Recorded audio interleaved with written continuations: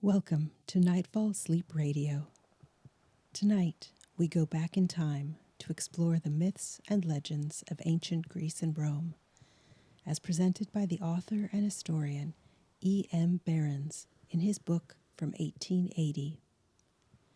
We begin our story with the first dynasty, the origin of the world, and we will continue through the second dynasty, which introduces the concept of time, the division of the world, and the theories on the origin of man. If you enjoy these soft-spoken bedtime stories, please consider subscribing to ensure you never miss an upload. Now let's get started with the origin of the world. The ancient Greeks had several different theories with regard to the origin of the world, but the generally accepted notion was that before this world came into existence, there was in its place a confused mass of shapeless elements called chaos. These elements, becoming at length consolidated, by what means does not appear, resolved themselves into two widely different substances, the lighter portion of which, soaring on high, formed the sky or firmament, and constituted itself into a vast overarching vault which protected the firm and solid mass beneath. Thus came into being the two first great primeval deities of the Greeks, Uranus and Ge or Gaia. Uranus, the more refined deity, represented the light and air of heaven, possessing the distinguishing qualities of light, heat, purity, and omnipresence, whilst Gaia, the firm, flat, life-sustaining earth, was worshipped as the great, all-nourishing mother. Her many titles refer to her more or less in this character, and she appears to have been universally revered among the Greeks, there being scarcely a city in Greece which did not contain a temple erected in her honor. Indeed, Gaia was held in such veneration that her name was always invoked whenever the gods took a solemn oath, made an emphatic declaration, or implored assistance. Uranus, the heaven, was believed to have united himself in marriage with Gaia, the earth, and a moment's reflection will show what a truly poetical and also what a logical idea this was. For taken in a figurative sense, this union actually does exist.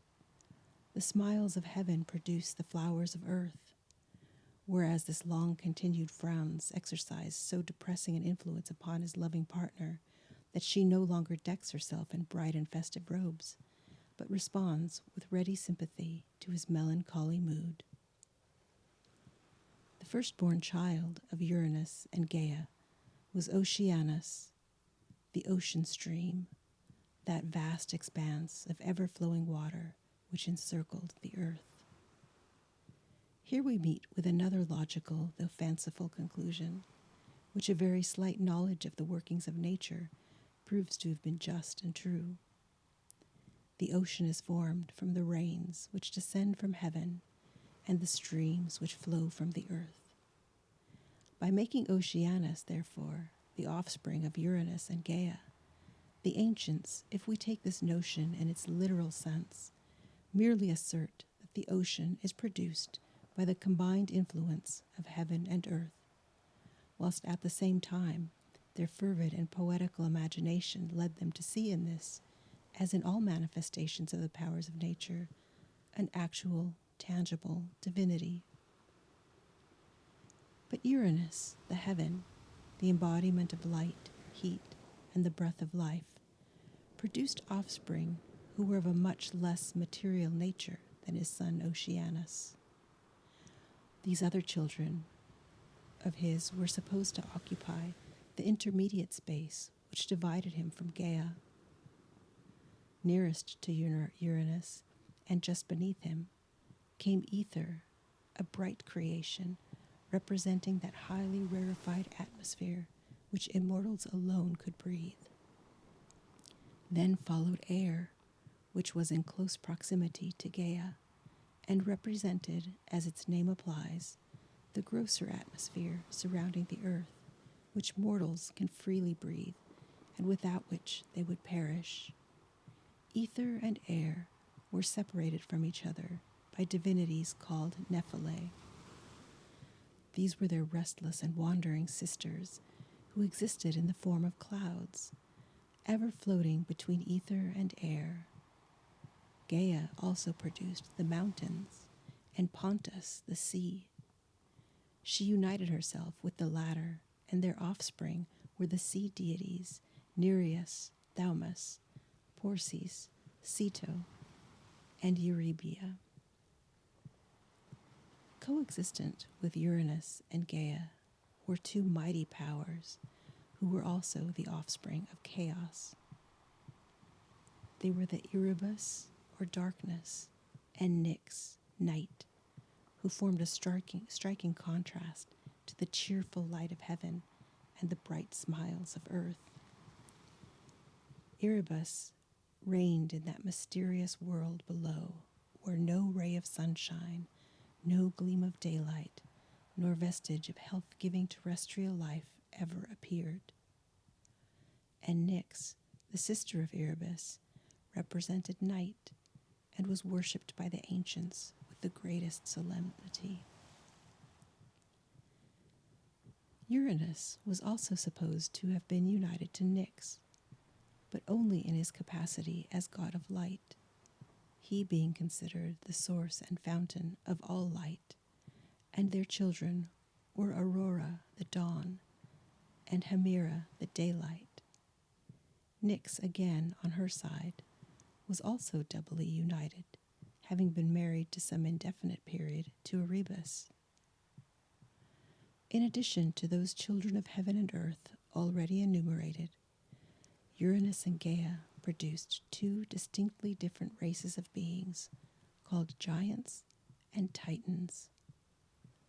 The giants personified brute strength alone, but the titans united to their great physical power intellectual qualifications.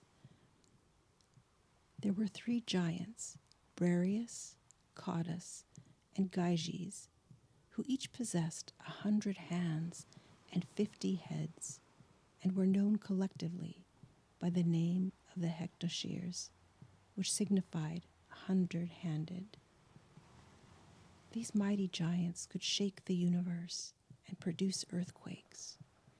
It is therefore evident that they represented those active subterranean forces to which allusion has been made in the opening chapter.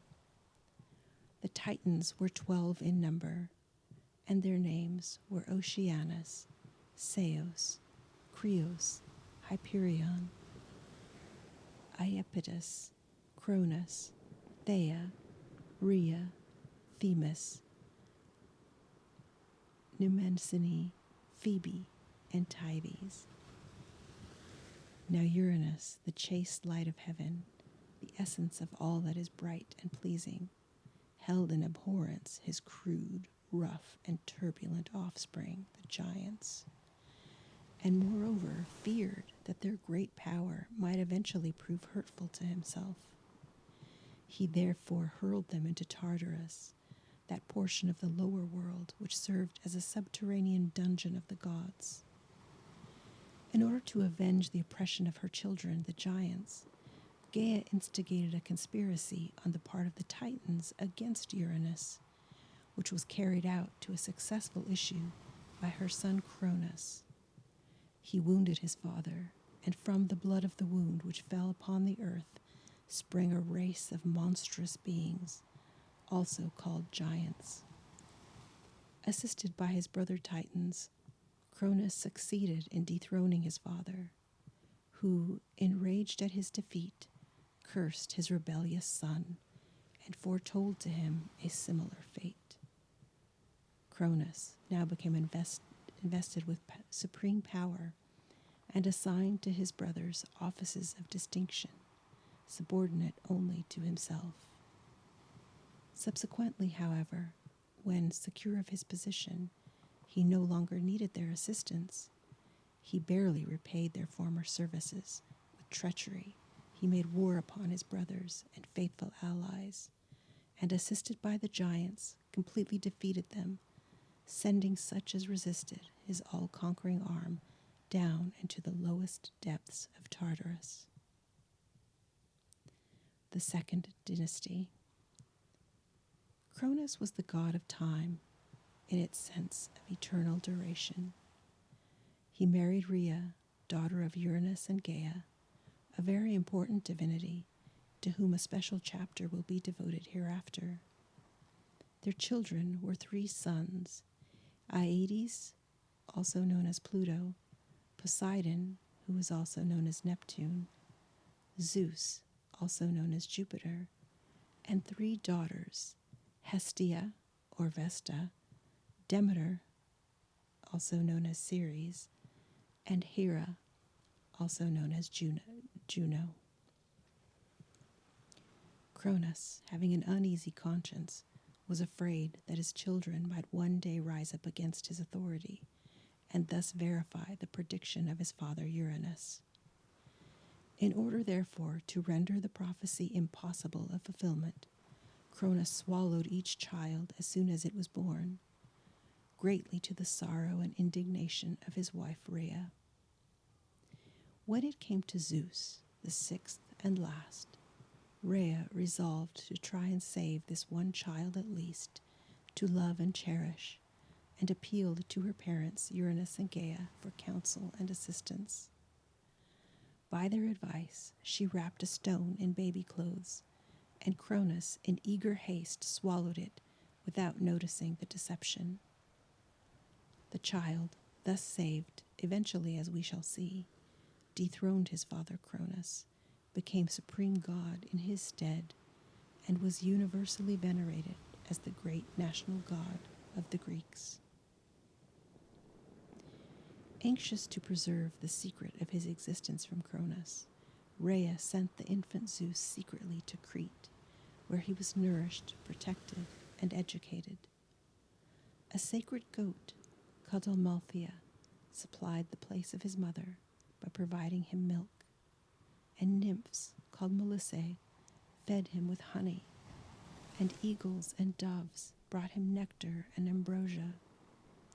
He was kept concealed in a cave in the heart of Mount Ida, and the Curetes, or priests of Rhea, by beating their shields together, kept up a constant noise at the entrance, which drowned out the cries of the child and frightened away all intruders. Under the watchful care of the nymphs, the infant Zeus throve rapidly, developing great physical powers, combined with extraordinary wisdom and intelligence.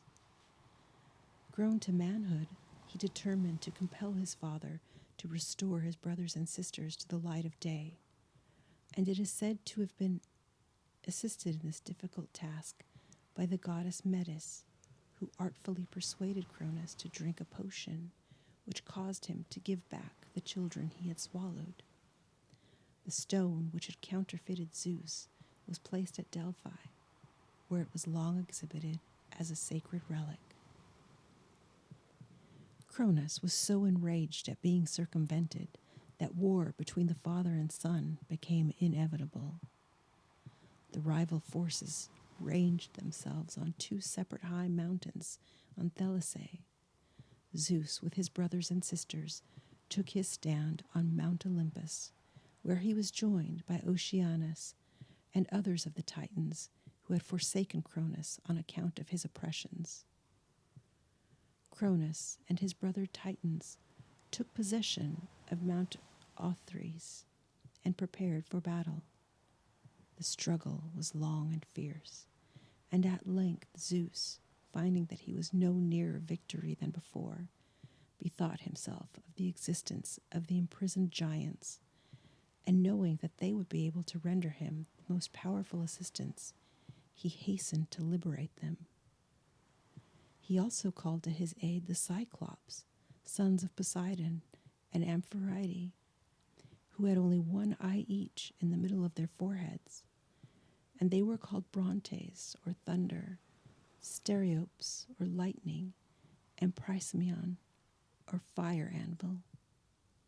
They promptly responded to his summons for help, and brought with them tremendous thunderbolts, which the Hecatomcheires, with their 100 hands, hurled down upon the enemy, at the same time rising mighty earthquakes, which swallowed up and destroyed all who opposed them. Aided by these new and powerful allies, Zeus now made a furious onslaught of his enemies, and so tremendous was the encounter that all nature is said to have throbbed in accord with his mighty effort of the celestial deities. The sea rose mountain high, and its angry billows hissed and foamed. The earth shook to its foundations. The heavens sent forth rolling thunder and flash after flash of death-bringing lightning, whilst a blinding mist enveloped Cronus and his allies. And now the fortunes of war began to turn, and victory smiled on Zeus. Cronus and his army were completely overthrown, his brothers dispatched to the gloomy depths of the lower world, and Cronus himself was banished from his kingdom and deprived forever having the supreme power, which now became vested in his son Zeus. This war was called the Titanomachia, and is most graphically described by the old classic poets. With the defeat of Cronus and his banishment from his dominions, his career as a ruling Greek divinity entirely ceases. But being, like all gods, immortal, he was supposed to be still in existence, although possessing no longer either influence or authority, his place being filled to a certain extent by his descendant and successor, Zeus. Cronus is often represented as an old man leaning on a scythe with an hourglass in his hand. The hourglass symbolizes the fast fleeting moments as they succeed each other unceasingly. The scythe is emblematical of time, which mows down all before it. Saturn. The Romans, according to their custom of identifying their deities with those of the Greek gods whose attributes were similar to their own, declared Cronus to be identical with their old agricultural divinity Saturn. They believed that after his defeat in the Titanomachia and his banishment from the dominions by Zeus, he took refuge with Janus, king of Italy, who received the exiled deity with great kindness and even shared his throne with him. Their united reign became so thoroughly peaceful and happy, and was distinguished by such uninterrupted prosperity, that it was called the Golden Age. Saturn is usually represented bearing a sickle in one hand and a wheat sheaf in the other. A temple was erected to him at the foot of the Capitoline Hill, in which are deposited the public treasury and the laws of the state. Rhea. Rhea, the wife of Cronus and the mother of Zeus and the other gods of Olympus, personified the earth and was regarded as the great mother and unceasing producer of all plant life. She was also believed to exercise unbounded sway over the animal creation, more especially over the lion, the noble king of beasts. Rhea is generally represented wearing a crown of turrets or towers and seated on a throne with lions crouching at her feet. She is sometimes depicted sitting on a chariot drawn by lions. The principal seat of her worship, which was always a very riotous character, was at Crete. At her festivals, which took place at night, the wildest music of flutes, cymbals, and drums resounded, while joyful shouts and cries, accompanied by dancing and loud stamping of feet, filled the air. This divinity was introduced into Crete by its first colonists from Pygea in Asia Minor, in which country she was worshipped under the name of Cybele. The people of Crete adored her as the Great Mother, more specifically in her signification as the sustainer of the vegetable world. Seeing, however, that year by year, as winter appears, all her glory vanishes, her flowers fade, and her trees become leafless, they poetically expressed this process of nature under the figure of a lost love. She was said to have been tenderly attached to a youth of remarkable beauty named Attis, who, to her grief and indignation, proved faithless to her. He was about to unite himself to a nymph named Sagaris, when, in the midst of the wedding feast, the rage of the incensed goddess suddenly burst forth upon all present. A panic seized the assembled guests, and Attis, becoming afflicted with temporary madness, fled to the mountains and destroyed himself. Cybele, moved with sorrow and regret, instituted a yearly mourning for his loss, when her priests, the Corybantes, with their usual noisy accompaniments, marched into the mountains to seek the lost youth. Having discovered him, they gave full vent to their ecstatic delight by indulging in the most violent gesticulations, dancing, shouting, and at the same time wounding and gashing themselves in a frightful manner. In Rome, the Greek Rhea was identified with Ops, the goddess of plenty, the wife of Saturn, who had a variety of appellations. She was called Magna Mater, Mater Deorum, Beresia Idea, and also Dindamine. This latter title she acquired from 3 high mountains in Phrygia, whence she was brought to Rome as Cybele during the Second Punic War in BC 205, in obedience to an injunction contained in the Sibylline books. She was represented as a matron crowned with towers, seated in a chariot drawn by lions. The division of the world.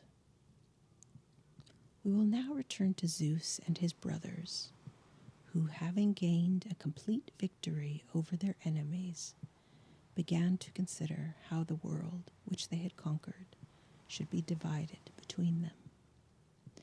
At last it was settled by lot that Zeus should reign supreme in heaven, while Hades governed the lower world, and Poseidon had full command over the sea. But the supremacy of Zeus was recognized in all 3 kingdoms, in heaven, on earth, in which of course the sea was included, and under the earth. Zeus held his court on top of Mount Olympus, whose summit was beyond the clouds. The dominions of Hades were the gloomy unknown regions below the earth, and Poseidon reigned over the sea. It will be seen that the realm of each of these gods was enveloped in mystery. Olympus was shrouded in mists, Hades was wrapped in gloomy darkness, and the sea was, and indeed still is, a source of wonder and deep interest. Hence we see that what to other nations were merely strange phenomena served this poetical and imaginative people as a foundation upon which to build the wonderful stories of their mythology. The division of the world now being satisfactorily arranged, it would seem that all things ought to have gone smoothly. But such was not the case. Trouble arose in an unlooked-for quarter. The giants, those hideous monsters, some with legs formed of serpents, who had sprung from the earth and the blood of Uranus, declared war against the triumphant deities of Olympus, and a struggle ensued, which in consequence of Gaia having made these children of hers invincible as long as they kept their feet on the ground, was wearisome and protracted. Their mother's precaution, however, was rendered unavailing by pieces of rock being hurled upon them, which threw them down, and their feet, being no longer placed firmly on the Mother Earth, could be overcome, and this tedious war, which was called the Gigantomachia, at last came to an end. Among the most daring of those earth-born giants were Encladius, Rhodus, and the valiant Mimas, who with youthful fire and energy hurled against heaven great masses of rock and burning oak trees, and defied the lightnings of Zeus. One of the most powerful monsters who opposed Zeus in this war was called Typhon, or Typhonus. He was the youngest son of Tartarus and Gaia, and had 100 heads, with eyes which struck terror to the beholders, and awe-inspiring voices frightful to hear. This dreadful monster resolved to conquer both gods and men, but his plans were at length defeated by Zeus, who after a violent encounter succeeded in destroying him with a thunderbolt. But not before he had so terrified the gods that they had fled for refuge to Egypt, where they metamorphosed themselves into different animals and thus escaped. Theories as to the origin of man. Just as there were several theories concerning the origin of the world, so there were various accounts of the creation of man.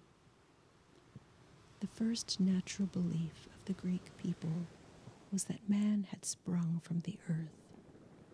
They saw the tender plants and flowers force their way through the ground in the early spring of the year after the frost of winter had disappeared. And so they naturally concluded that man must also have issued from the earth in a similar manner. Like the wild plants and flowers, he was supposed to have had no cultivation, and resembled in his habits the untamed beasts of the field, having no habitation except which nature had provided in the holes of rocks and the dense forests whose overarching boughs protected them from the inclemency of the weather.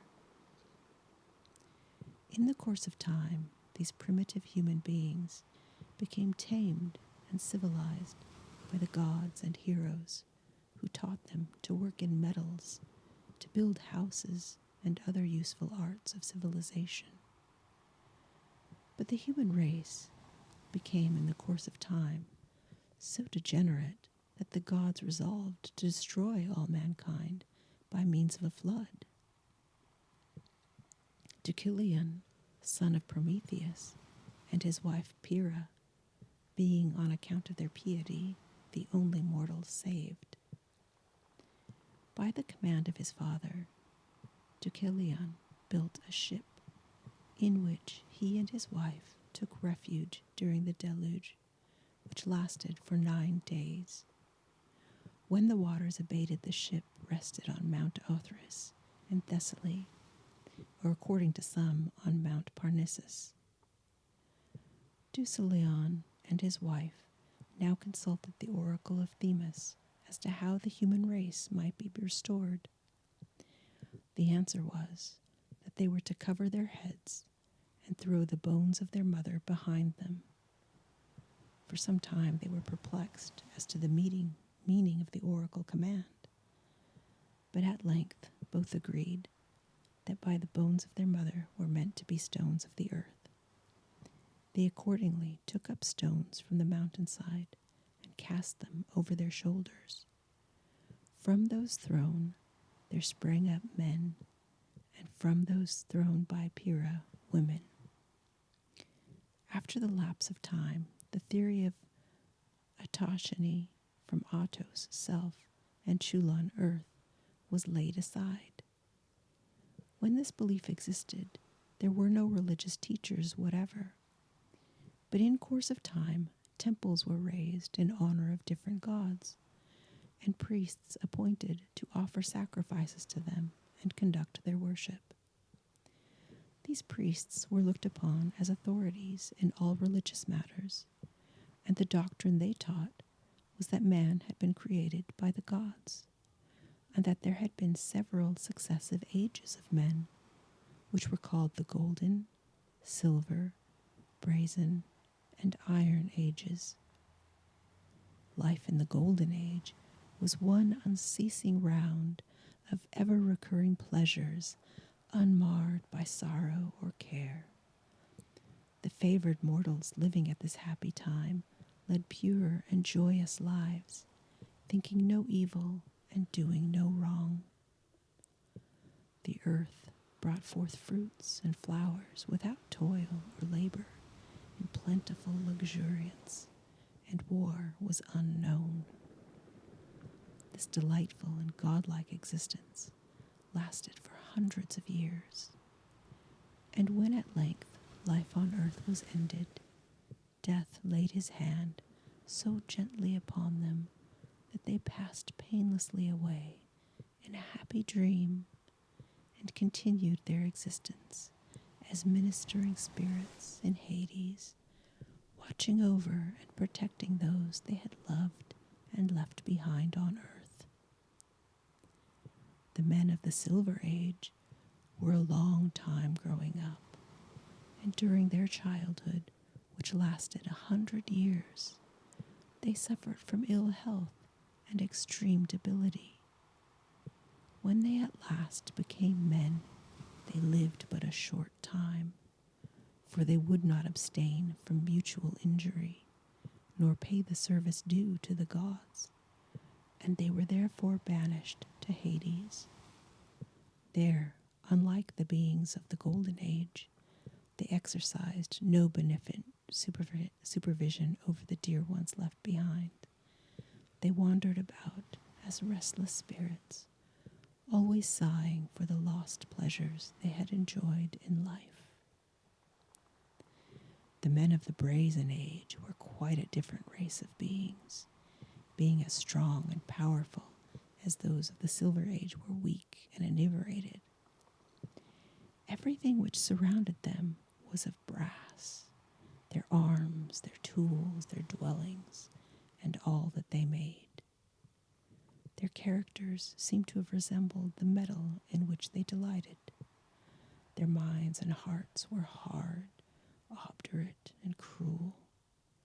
They led a life of strife and contention, introduced into the world which had hitherto known nothing but peace and tranquility, the scourge of war, and were in fact only happy when fighting or quarreling with each other.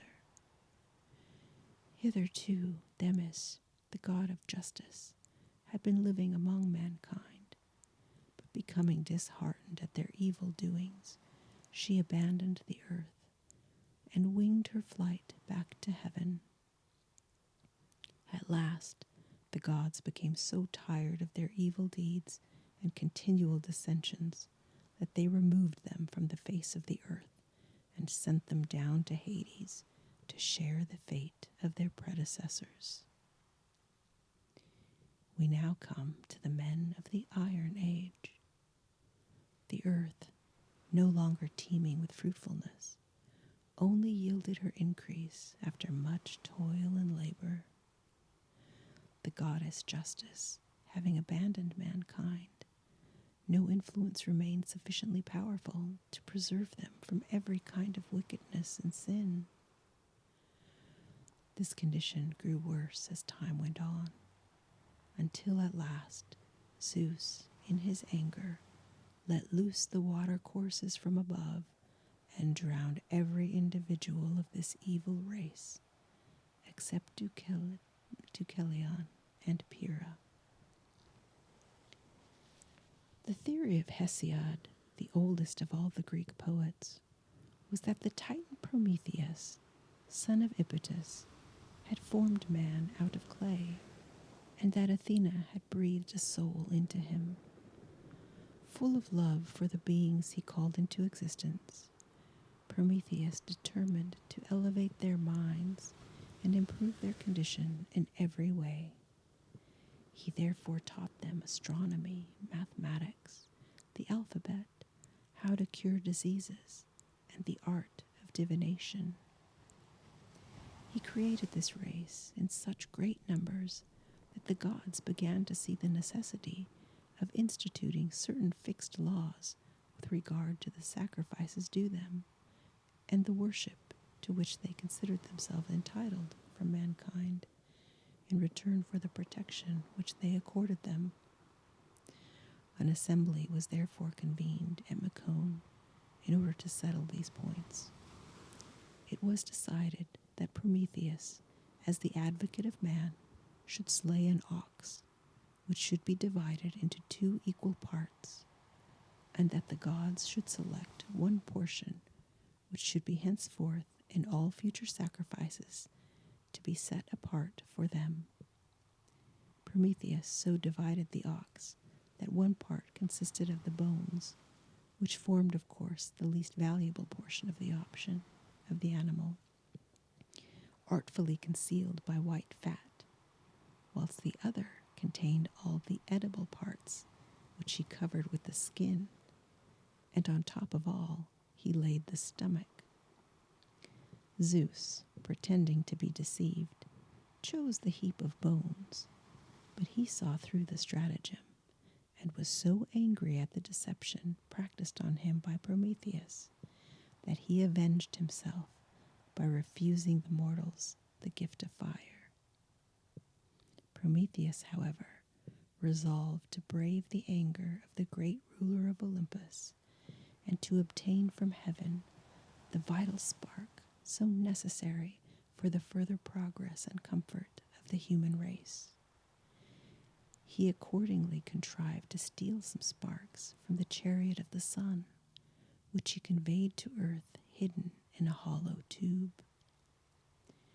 Furious at being again outwitted, Zeus determined to be revenged, first on mankind and then on Prometheus.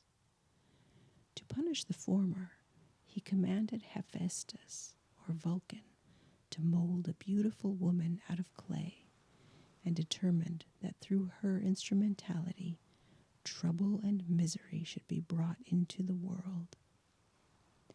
The gods were so charmed with the graceful and artistic creation of Hephaestus that they all determined to endow her with some special gift. Hermes, or Mercury, bestowed on her a smooth and persuasive tongue. Aphrodite gave her beauty and the art of pleasing. The Graces made her fascinating, and Athena, or Minerva, gifted her with the possession of feminine accomplishments. She was called Pandora, which means all gifted, having received every attribute necessary to make her charming and irresistible. Thus beautifully formed and endowed, this exquisite creature, attired by the Graces and crowned with the flowers by the seasons, was conducted to the house of Epimetheus by Hermes, the messenger of the gods. Now Epimetheus had been warned by his brother not to accept any gift whatever from the gods. But he was so fascinated by this beautiful being who suddenly appeared before him that he welcomed her into his home and made her his wife. It was not long, however, before he had cause to regret his weakness. He had in his possession a jar of rare workmanship, consisting all the blessings reserved by the gods for mankind, which he had been expressly forbidden to open. But woman's proverbial curiosity could not withstand so great a temptation, and Pandora determined to solve the mystery at any cost. Watching her opportunity, she raised the lid, and immediately all the blessings which the gods had thus reserved for mankind took wing and flew away. But all was not lost. Just as hope, which lay at the bottom, was about to escape, Pandora hastily closed the lid of the jar, and thus preserved to man that never-failing solace which helps him to bear with courage the many ills which assail him. Having punished mankind, Zeus determined to execute vengeance on Prometheus. He accordingly chained him to a rock on Mount Caucasus and sent an eagle every day to gnaw away his liver, which grew again every night, ready for fresh torment. For 30 years Prometheus endured this fearful punishment, but at length Zeus relented and permitted his son Heracles, or Hercules, to kill the eagle, and the sufferer was released. That's the end of the second dynasty of the Olympian divinities.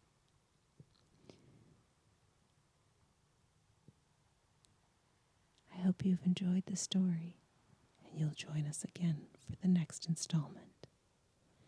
Good night, and sleep well.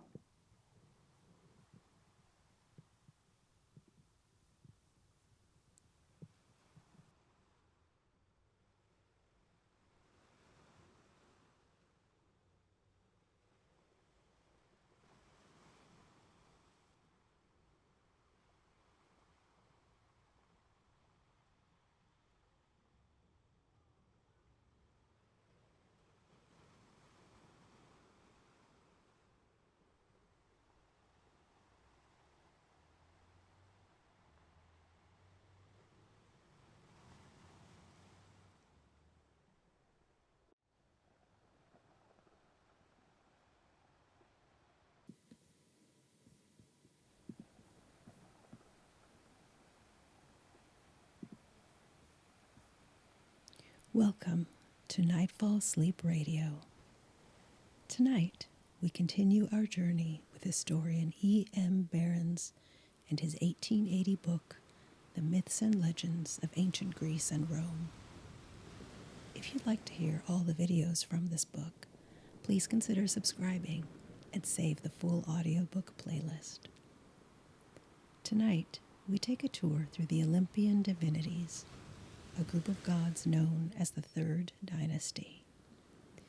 We will learn about Zeus and his wife Hera, along with Pallas Athena and several other well-known deities.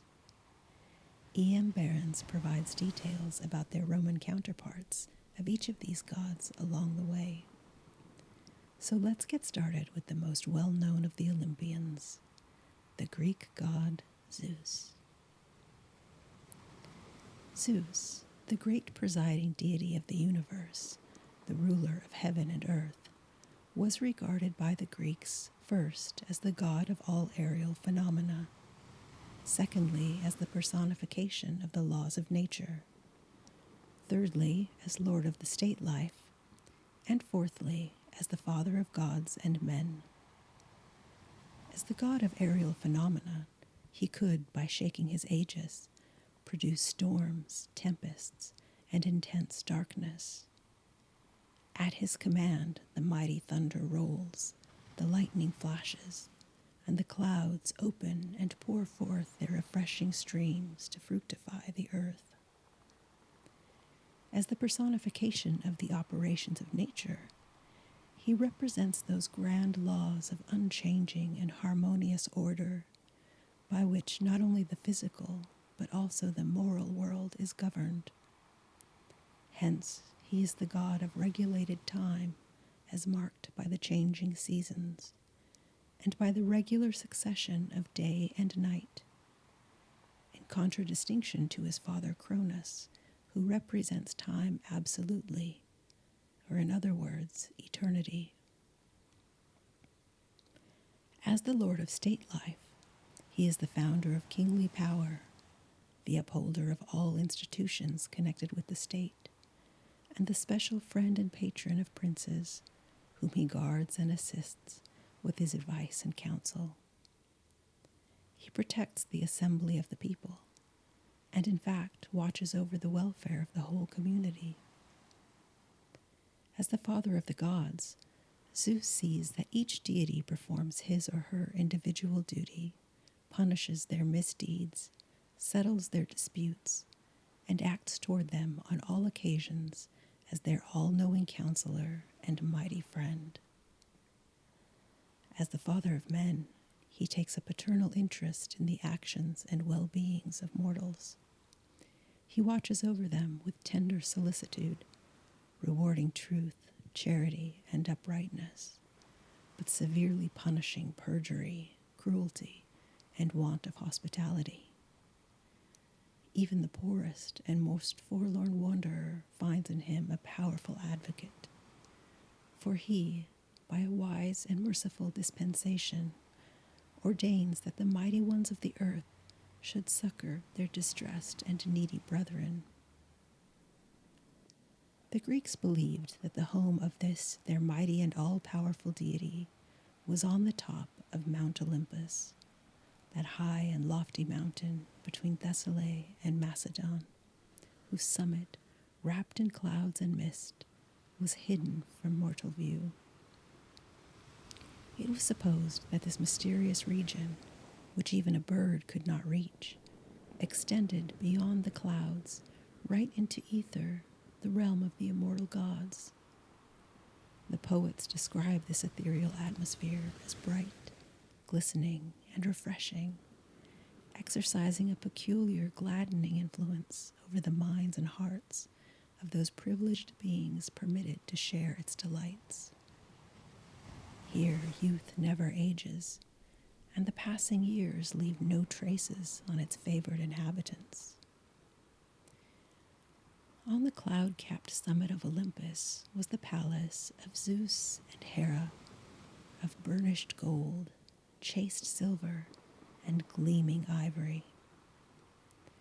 Lower down were the homes of the other gods, which, though less commanding in position and size, were yet similar to that of Zeus in design and workmanship, all being the work of the divine artist Hephaestus. Below these were other palaces of silver, ebony, ivory, or burnished brass, where the heroes or demigods resided. As the worship of Zeus formed so important a feature in the religion of the Greeks, his statues were necessarily both numerous and magnificent. He is usually represented as a man of noble and imposing mien, his countenance expressing all of the lofty majesty of the omnipotent ruler of the universe, combined with the gracious yet serious benignity of the father and friend of mankind. He may be recognized by his rich flowing beard and the thick masses of hair which rise straight from the high and intellectual forehead and fall to his shoulders in clustering locks. His nose is large and finely formed, and the slightly opened lips impart an air of sympathetic kindliness which invites confidence. He is always accompanied by an eagle, which either surmounts his scepter or sits at his feet. He generally bears in his uplifted hand a sheaf of thunderbolts, just ready to be hurled, whilst in the other he holds the lightning. His head is frequently encircled with a wreath of oak leaves. The most celebrated statue of the Olympian Zeus was that by the famous Athenian sculptor Phidias, which was 40 feet high and stood at the temple of Zeus at Olympia. It was formed of ivory and gold, and was such a masterpiece of art that it was reckoned among the 7 wonders of the world. It represented the god seated on a throne, holding in his right hand a life-sized image of Nike, the goddess of victory, and in his left a royal scepter surmounted by an eagle. It is said that the great sculptor had concentrated all the marvelous powers of his genius on this sublime conception, and earnestly entreated Zeus to give him decided proof that his labors were approved. An answer to his prayer came through the open roof of the temple in the shape of a flash of lightning, which Phidias interpreted as a sign that the god of heaven was pleased with his work. Zeus was first worshipped in Dodona and Epirus, where at the foot of Mount Timoris, on the woody shore of Lake Jonina, was his famous oracle, the most ancient in Greece. Here, the voice of the eternal and invisible God was supposed to be heard in the rustling leaves of a giant oak, announcing to mankind the will of heaven and the destiny of mortals. These revelations being interpreted to the people by the priests of Zeus, who were called the Selli. Recent excavations, which have been made to this point, have brought to light the ruins of the ancient temple of Zeus, and also, among other interesting relics, some plates of lead on which are engraved inquiries which were evidently made by certain individuals who consulted the oracle. These little leaden plates speak to us, as it were, in a curiously homely manner of a bygone time in a buried past. One person inquires what god he should apply to for health and fortune. Another asks for advice concerning his child. A third, evidently a shepherd, promises a gift to the oracle should a speculation in sheep turn out successfully. Had these little memorials been of gold instead of lead, they would doubtless have shared the fate of the numerous treasures which adorned this and other temples, and the universal pillage which took place when Greece fell into the hands of the barbarians. Although Dodona was the most ancient of his shrines, the great national seat of the worship of Zeus was at Olympia in Elis, where there was a magnificent temple dedicated to him, containing the famous colossal statue by Phidias described above. Crowds of devout worshippers flocked to this world-renowned fane from all parts of Greece, not only to pay homage to their supreme deity, but also to join the celebrated games which were held there at intervals of every 4 years. The Olympic Games were such a thoroughly national institution that even Greeks who had left their native country made a point of returning on these occasions, if possible, in order to contend with their fellow countrymen in the various athletic sports which took place at these festivals. It will be seen on reflection that in a country like Greece, which contained so many petty states, often at variance with each other, that these national gatherings must have been most valuable as a means of uniting the Greeks in one great bond of brotherhood. And on these festive occasions, the whole nation met together, forgetting for a moment all past differences, and uniting in the enjoyment of the same festivities. It will doubtless have been remarked that in the representations of Zeus, he is always accompanied by an eagle. This royal bird was sacred to him, probably from the fact of its being the only creature capable of gazing at the sun without being dazzled, which may have suggested the idea that it was able to contemplate the splendor of divine majesty unshrinkingly.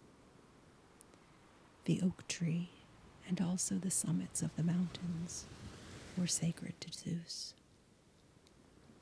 His sacrifices consisted of white bulls cows and goats. Zeus had 7 immortal wives, whose names were Metis, Themis, Eurynome, Demeter, Messamene, Leto, and Hera. Metis, his first wife, was one of the Oceanides, or sea nymphs. She was the personification of prudence and wisdom, a convincing proof of which she displayed in her successful administration of the potion which caused Cronus to yield up his children.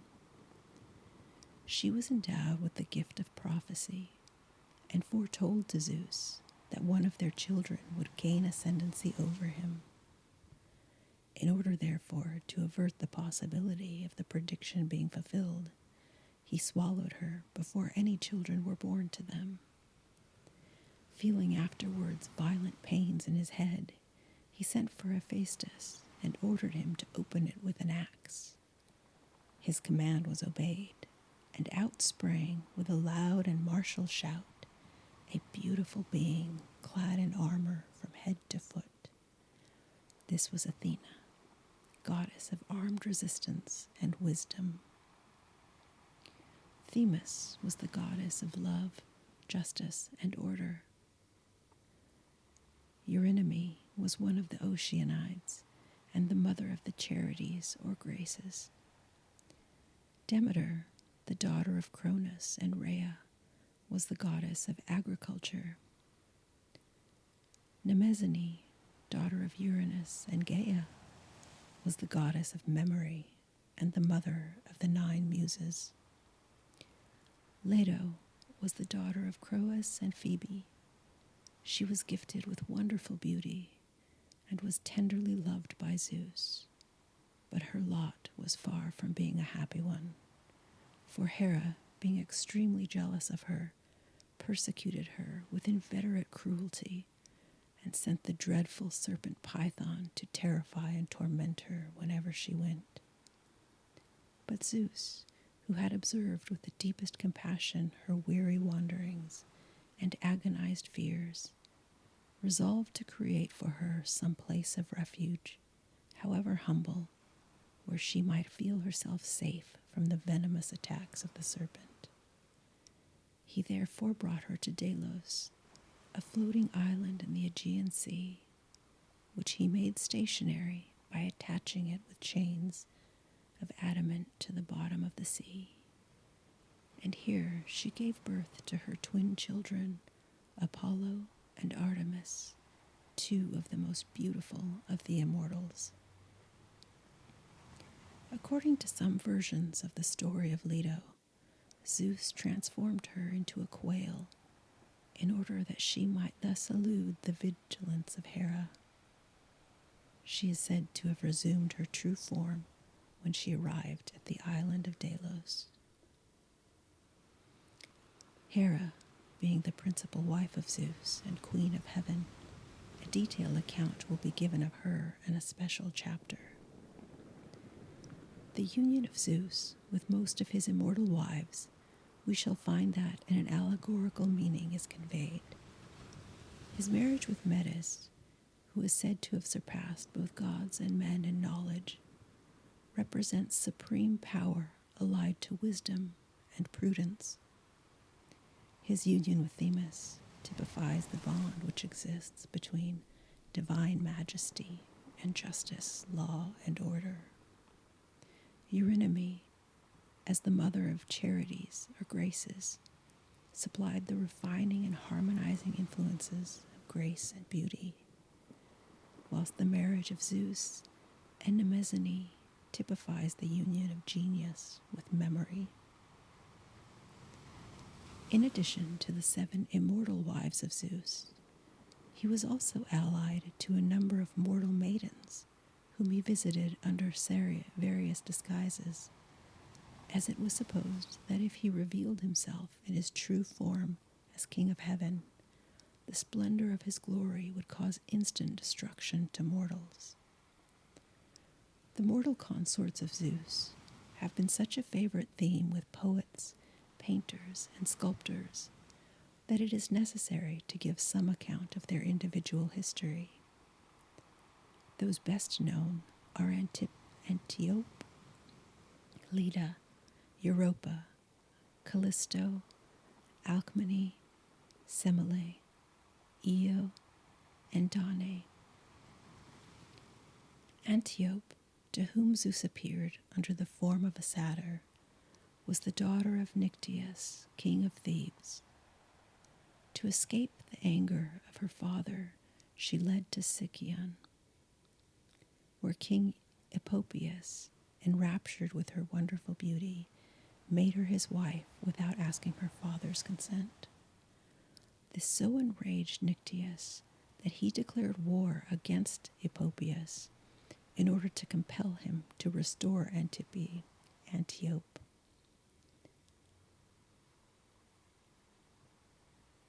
At his death, which took place before he could succeed with his purpose, Nyctius left his kingdom to his brother Lycus, commanding him at the same time to carry on the war and execute his vengeance. Lycus invaded Sicyon, defeated and killed Epopeus, and brought back Antiope as a prisoner. On the way to Thebes, she gave birth to twin sons, Amphion and Zethus, who by the order of Lycus were at once exposed on Mount Cytherion, and would have perished but for the kindness of a shepherd who took pity on them and preserved their lives. Antiope was for many years held captive by her uncle Lysis and compelled to suffer the utmost cruelty at the hands of his wife Dirce. But one day her bonds were miraculously loosened, and she flew for shelter and protection to the humble dwelling of her sons on Mount Cytherion. During the long period of their mother's captivity, the babes had grown into sturdy youths, and as they listened angrily to the story of her wrongs, they became all impatience to avenge them. Setting off at once to Thebes, they succeeded in possessing themselves of the town, and after slaying the cruel Lycus, they bound Dirce by the hair and the horns to a wild bull, which dragged her hither and thither until she expired. Her mangled body was cast into the font near Thebes, which still bears her name. Amphion became king of Thebes in his uncle's stead. He was a friend of the Muses and devoted to music and poetry. His brother Zethus was famous for his skill in archery and was passionately fond of the chase. It is said that when Amphion wished to enclose the town of Thebes with walls and towers, he had but to play a sweet melody on the lyre given to him by Hermes, and the huge stones began to move and obediently fitted themselves together.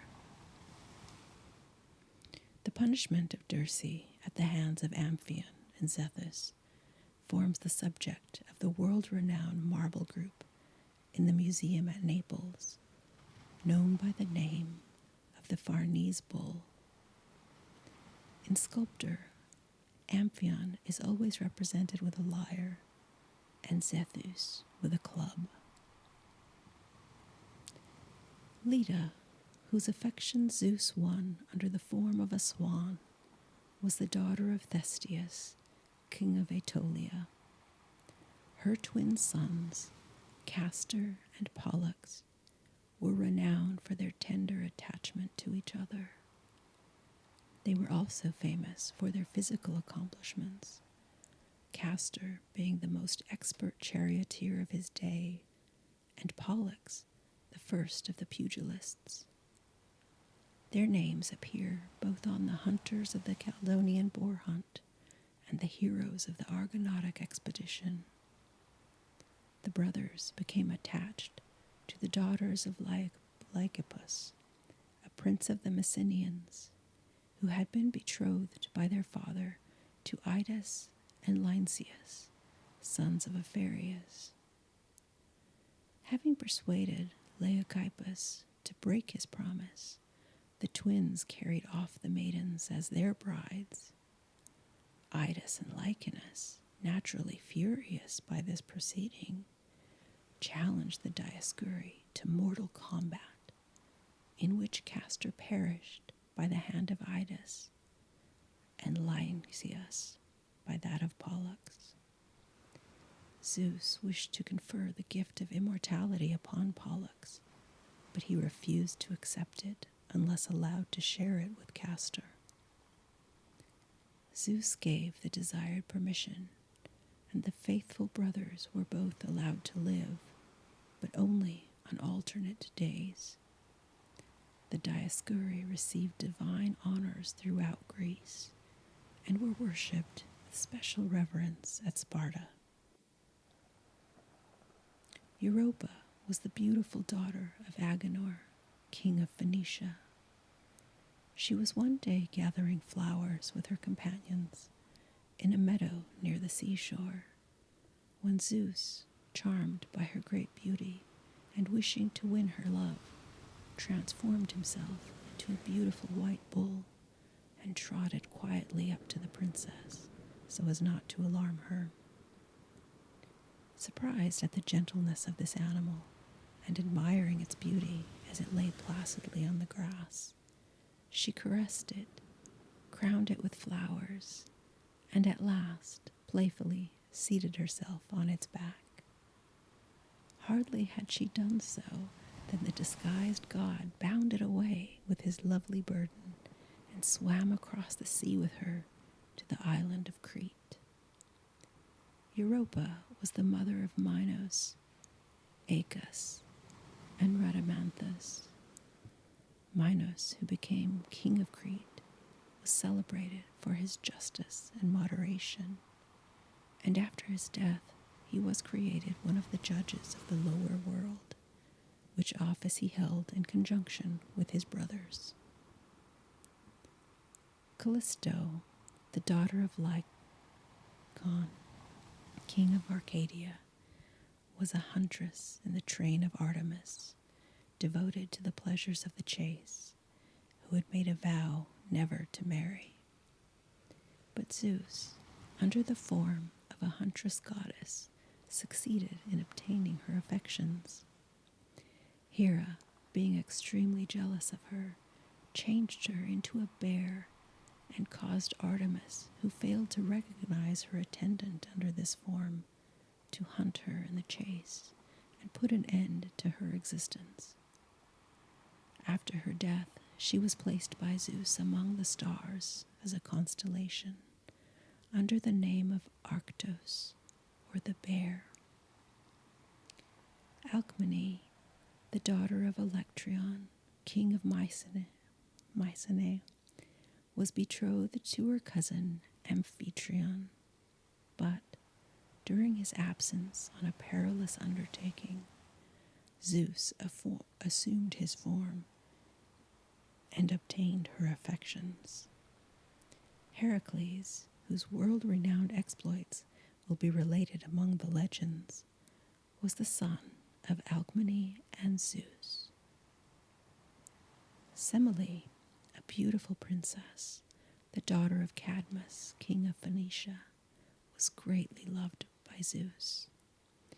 Like the unfortunate Callisto, she was hated by Hera with jealous malignity, and the haughty queen of heaven determined to effect her destruction.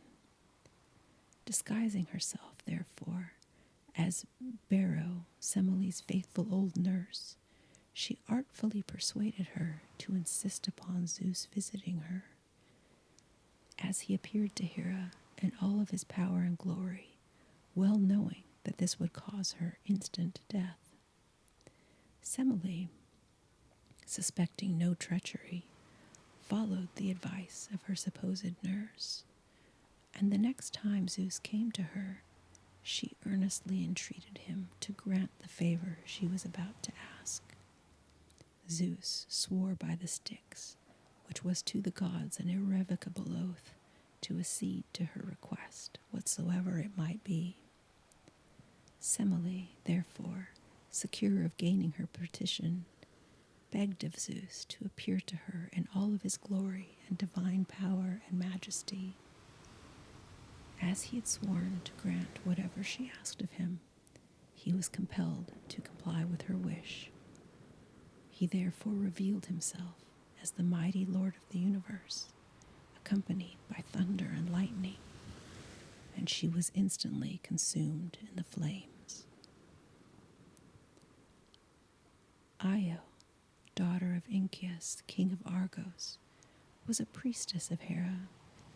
She was very beautiful, and Zeus, who was much attached to her, transformed her into a white cow in order to defeat the jealous intrigues of Hera, who, however, was not to be deceived.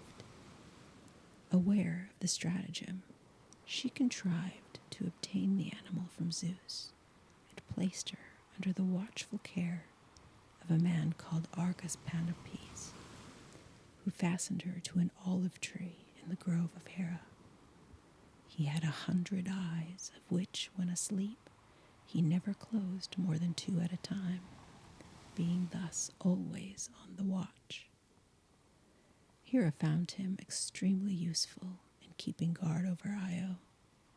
Hermes, however, by the command of Zeus, succeeded in putting all his eyes to sleep with the sound of his magic lyre, and then, taking advantage of this helpless condition, slew him.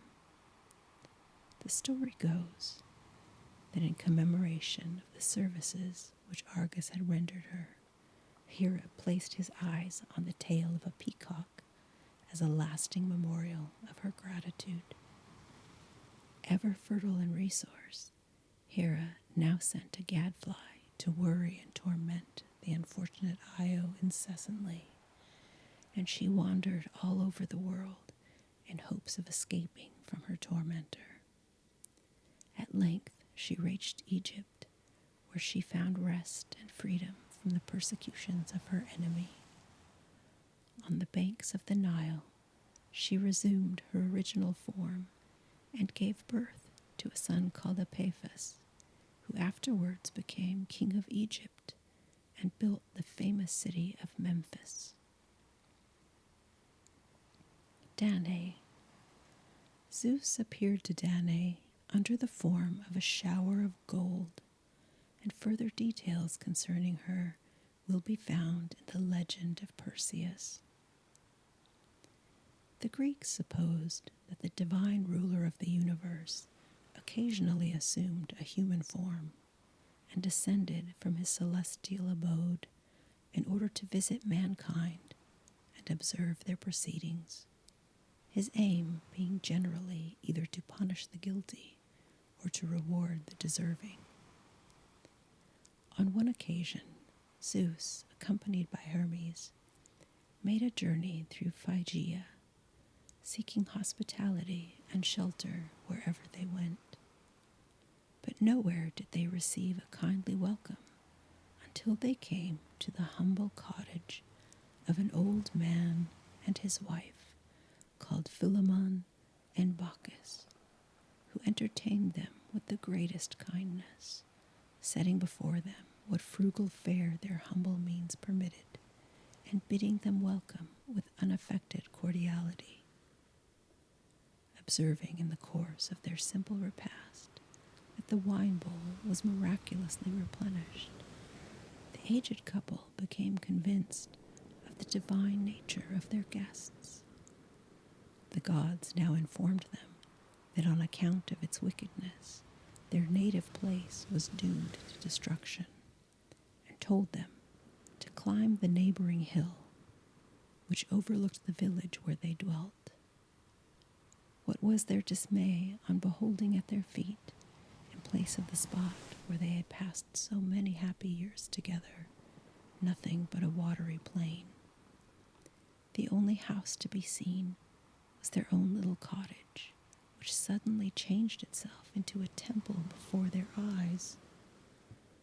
Zeus now asked the worthy pair to name any wish they particularly desired, and it should be granted. They accordingly begged that that they might serve the gods in the temple below and end life together. Their wish was granted, for after spending the remainder of their lives in the worship of the gods, they both died in the same instant and were transformed by Zeus into trees, remaining forever side by side. Upon another occasion, Zeus, wishing to ascertain for himself the truth of the reports concerning the atrocious wickedness of mankind, made a journey through Arcadia. Being recognized by the Arcadians as King of Heaven, he was received by them with becoming respect and veneration. But Lycaon, their king, who had rendered himself infamous by the gross impiety of himself and his sons, doubted the divinity of Zeus, ridiculed his people for being so easily duped, and according to his custom of killing all strangers who ventured to trust his hospitality, resolved to murder him. Before executing this wicked design, however, he decided to put Zeus to the test, and having killed a boy for the purpose, placed before him a dish containing human flesh. But Zeus was not to be deceived. He beheld the revolting dish with horror and loathing, and angrily upset the table upon which it was placed, turning Lycaon into a wolf, and destroyed all his 50 sons by lightning, except Nicodemus, who was saved by the intervention of Gaia. Jupiter. The Roman Jupiter, who is so frequently confounded with the Greek Zeus, is identical with him only as being the head of the Olympic gods and the presiding deity over life, light, and aerial phenomena. Jupiter is Lord of life in its widest and most comprehensive signification, having absolute power over life and death, in which respect he differed from the Greek Zeus, who was to a certain extent controlled by the all-potent sway of the Moirae, or Fates. Zeus, as we have seen, often condescends to visit mankind, either as a mortal or under various disguises, whereas Jupiter always remains essentially the supreme god of heaven and never appears upon earth. The most celebrated temple of Jupiter was that on the Capitoline Hill in the city of Rome, where he was worshipped under the names Jupiter Optimus Maximus, Capitolinus, and Tarpius. The Romans represented him seated on a throne of ivory, holding in his right hand a sheaf of thunderbolts, and in his left a scepter, whilst an eagle stands beside his throne. Hera. Hera, the oldest daughter of Cronus and Rhea, was born at Samos, or, according to some accounts, at Argos, and was reared by the sea divinities Oceanus and Tethys, who were models of conjugal fidelity. She was the principal wife of Zeus, and as Queen of Heaven participated in the honors paid to him, but her dominion only extended over the air, the lower aerial regions. Hera appears to be the sublime embodiment of strict matronly virtue, and is on that account the protectress of purity and married women.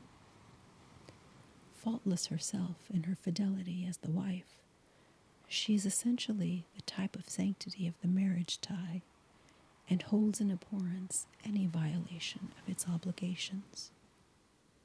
So strongly was she imbued with this hatred of any immorality, that finding herself so often called upon to punish the failings of both gods and men in this respect, she became jealous, harsh, and vindictive. Her exalted position as the wife of the supreme deity, combined with her extreme beauty, caused her to become exceedingly vain, and she consequently resented with great severity any infringement on her rights as Queen of Heaven, or any apparent slight on her personal appearance.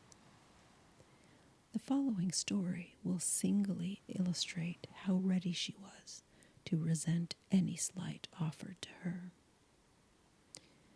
At the marriage of the sea nymph Thetis with a mortal called Peleus, all the gods and goddesses were present, except Eris, the goddess of discord.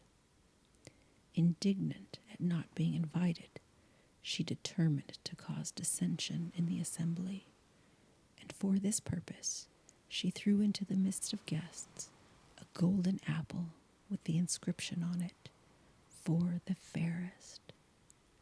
Now, as all the goddesses were extremely beautiful, each one claimed the apple, but at length, the rest having relinquished their pretensions, the number of candidates was reduced to 3: Hera, Athena, and Aphrodite, who agreed to appeal to Paris for a settlement on this delicate question, he being noted for the wisdom he had displayed in his judgment upon several occasions.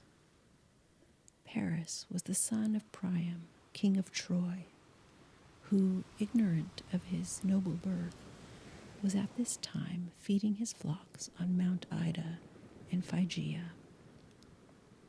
Hermes, as messenger of the gods, conducted the 3 rival beauties to the young shepherd, and with breathless anxiety they awaited his decision. Each fair candidate endeavored to secure his favor by the most tempting offers. Hera promised him extensive dominions, Athena marital fame and glory, and Aphrodite the loveliest woman in the world. But whether he really considered Aphrodite the fairest of the 3, or preferred a beautiful wife to fame and power, we cannot tell. All we know is that to her he awarded the golden apple, and she became ever after universally acknowledged as the goddess of beauty. Hera, having fully expected that Paris would give her the preference, was so indignant that she never forgave him, and not only persecuted him, but all the family of Priam, whose dreadful sufferings and misfortunes during the Trojan War were attributed to her influence. In fact, she carried her animosity to such an extent that it was often the cause of domestic disagreements between herself and Zeus, who espoused the cause of the Trojans. Among the many stories of these frequent quarrels, there is one connected with Heracles, the favorite son of Zeus, which is as follows. Hera, having raised a storm at sea in order to drive him out of his course, Zeus became so angry that he hung her in the clouds by a golden chain, attached heavy anvils to her feet, and her son Hephaestus tried to release his mother from her humiliating position, for which Zeus threw him out of heaven, and his leg was broken by the fall. Hera, being deeply offended with Zeus, determined to separate herself from him forever, and she accordingly left him and took up her abode in Euboea. Surprised and grieved at this unlooked-for dissension, Zeus resolved to have no means untried to try to win her back again. In this emergency, he consulted Cythereon, king of Plata, who was famed for his great wisdom and subtlety. Cythereon advised him to dress up in an image of bridal attire and place it in a chariot, announcing that this was his Platea, his future wife. The artifice succeeded. Hera, incensed at the idea of a rival, flew to meet the procession in great anger, and seizing the supposed bride, she furiously attacked her and dragged her off in nuptial attire. Her delight on discovering the deception was so great that a reconciliation took place, and committing the image to flames with joyful laughter, she seated herself in its place and returned to Olympus. Hera was the mother of Ares, Hephaestus, Hebe, and Aletheia. Ares was the god of war, Hephaestus of fire, Hebe of youth, and Aletheia presided over the birth of mortals. Hera dearly loved Greece, and indeed always watched over and protected Greek interests, her beloved and favorite cities being Argos, Samos, Sparta, and Mycenae. Her principal temples were at Argos and Samos.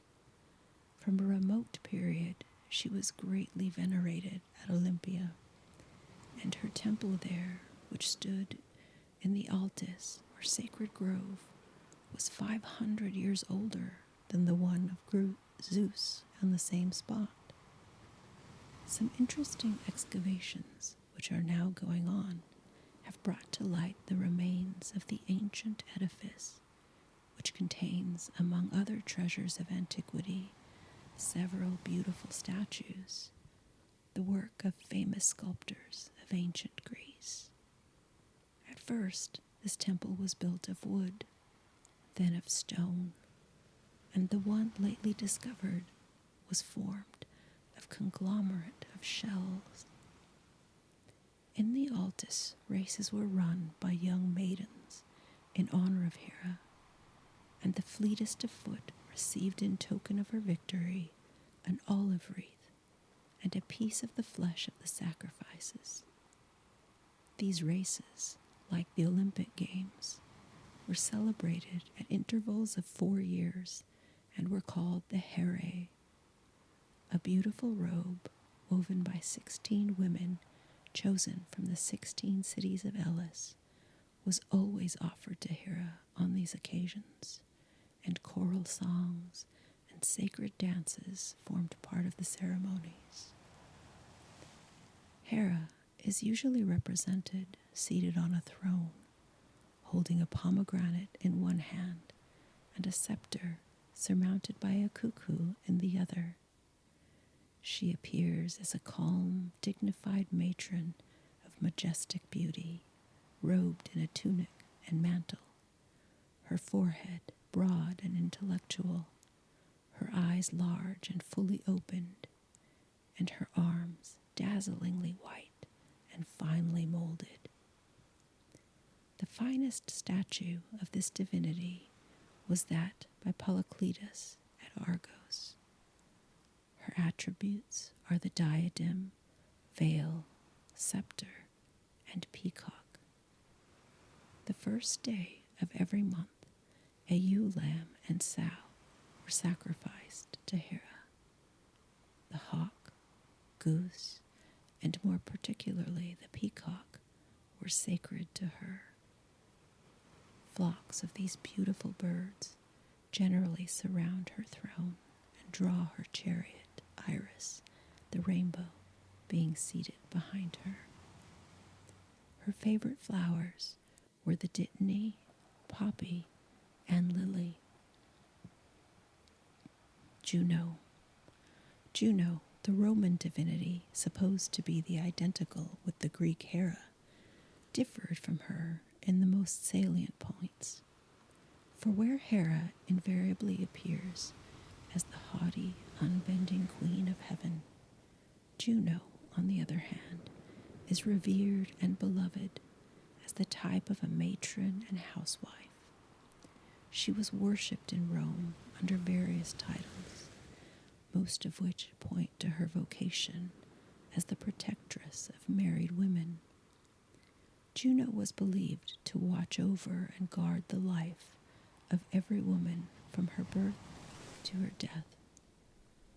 The principal temples dedicated to her were in Rome, one being erected on the Aventine and the other on the Capitoline Hill.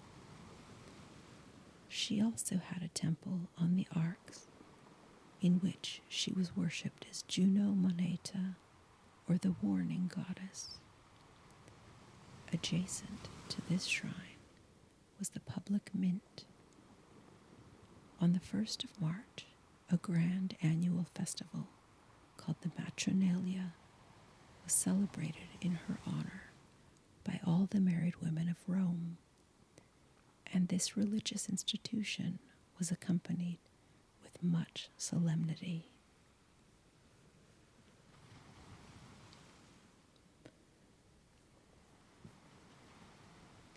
Thank you for listening to Nightfall Sleep Radio. We hope you've enjoyed this journey with us through the stories of E.M. Berens. Please consider subscribing to hear more soft-spoken stories and sounds to help you drift to sleep. Until we pick up the story next time, sleep well and good night.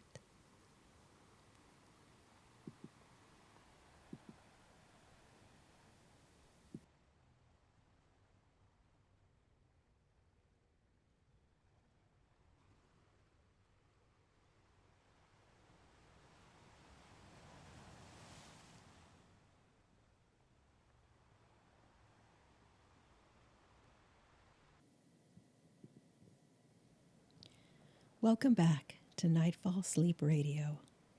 We are currently working our way through an 1880s book by E.M. Berens called The Myths and Legends of Ancient Greece and Rome. Mr. Berens wrote extensively about ancient Greek gods and goddesses, and he compared them to their Roman counterparts. In tonight's episode, we'll look at the major Olympian goddesses, starting with Pallas Athena. If you've missed any of the episodes in this series, there's a full playlist listed on the channel where you can listen to them as they're recorded and uploaded.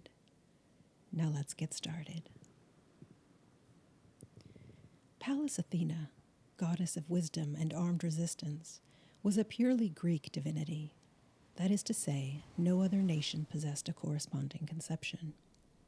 She was supposed, as already related, to have issued from the head of Zeus himself, clad in armor from head to foot. The miraculous advent of this maiden goddess is beautifully described by Homer in one of his hymns.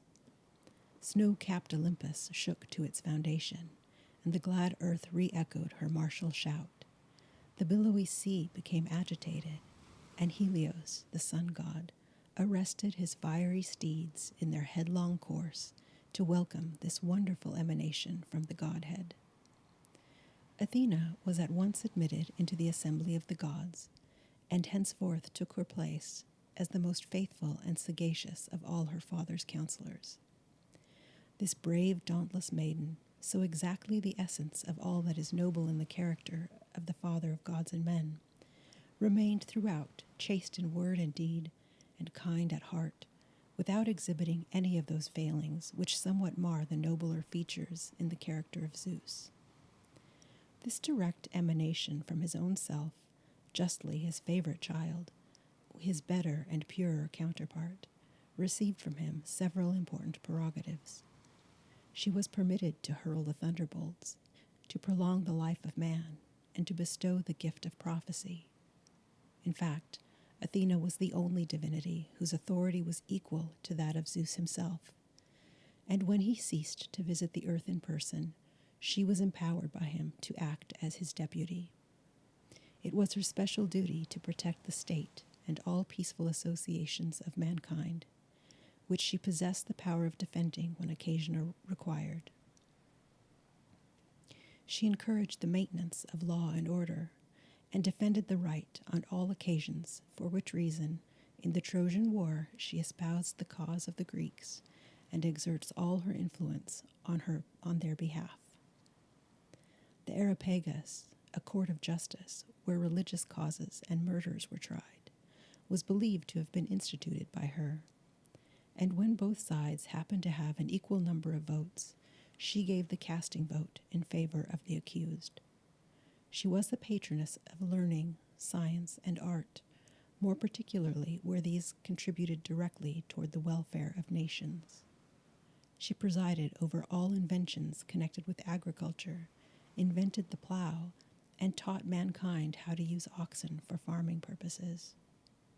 She also instructed mankind in the use of numbers, trumpets, chariots, and presided over the building of the Argo, thereby encouraging the useful art of navigation.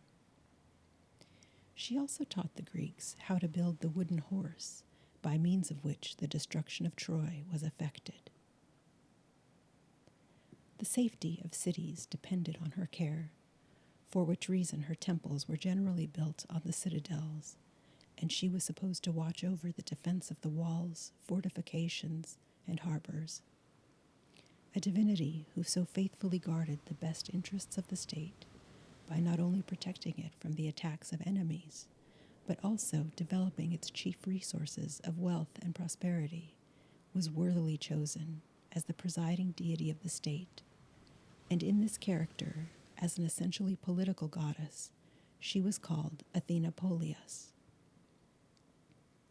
The fact of Athena having been born clad in armor, which merely signified that her virtue and purity were unassailable, has given rise to the erroneous supposition that she was the presiding goddess of war.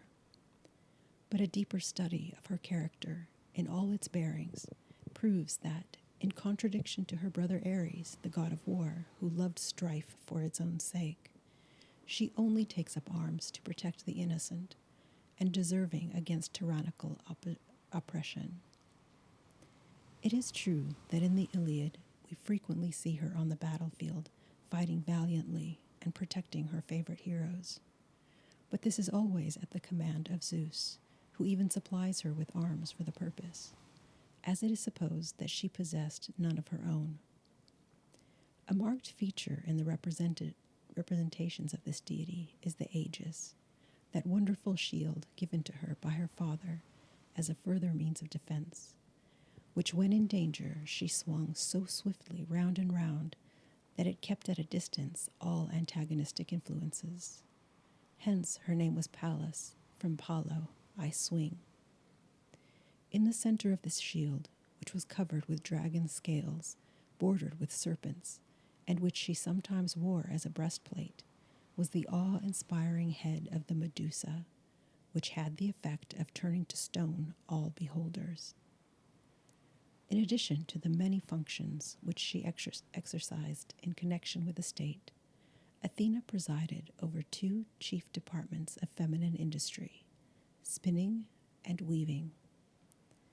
In the latter art, she herself displayed unrivaled ability and exquisite taste. She wove her own robe and that of Hera, which last she is said to have embroidered very richly. She also gave Jason a cloak wrought by herself, and he set forth in quest of the golden fleece. Being on one occasion challenged to a contest in this accomplishment by a mortal maiden named Arachne, whom she had instructed in the art of weaving, she accepted the challenge and was completely vanquished by her people. Angry at her defeat, she struck the unfortunate maiden on the forehead with a shuttle which she held in her hand, and Arachne, being of a sensitive nature, was so hurt by this indignity that she hung herself in despair and was changed by Athena into a spider. This goddess is said to have invented the flute, upon which she played with considerable talent, until one day, being laughed at by the assembled gods and goddesses for the contortions which her countenance assumed during these musical efforts, she hastily ran into a fountain in order to convince herself whether she deserved their ridicule. Finding to her intense disgust that such was indeed the fact, she threw the flute away and never raised it to her lips again. Athena is usually represented fully draped. She has a serious and thoughtful aspect, as though replete with earnestness and wisdom. The beautiful oval contour of her countenance is adorned by the luxuriance of her wealth of hair, which is drawn back from the temples and hangs down in careless grace. She looks the embodiment of strength, grandeur, and majesty, whilst her broad shoulders and small hips give her a slightly masculine appearance. When represented as the war goddess, she appears clad in armor with a helmet on her head, from which waves of a large plume she carries the aegis on her arm, and in her hand a golden staff, which possessed the property of endowing her chosen favorites with youth and dignity. Athena was universally worshipped throughout Greece, but was regarded with special veneration by the Athenians, she being the guardian city of Athens. Her most celebrated temple was the Parthenon, which stood at the Acropolis at Athens and contained her world-renowned statue by Phidias, which ranks second only to that of Zeus by the same great artist.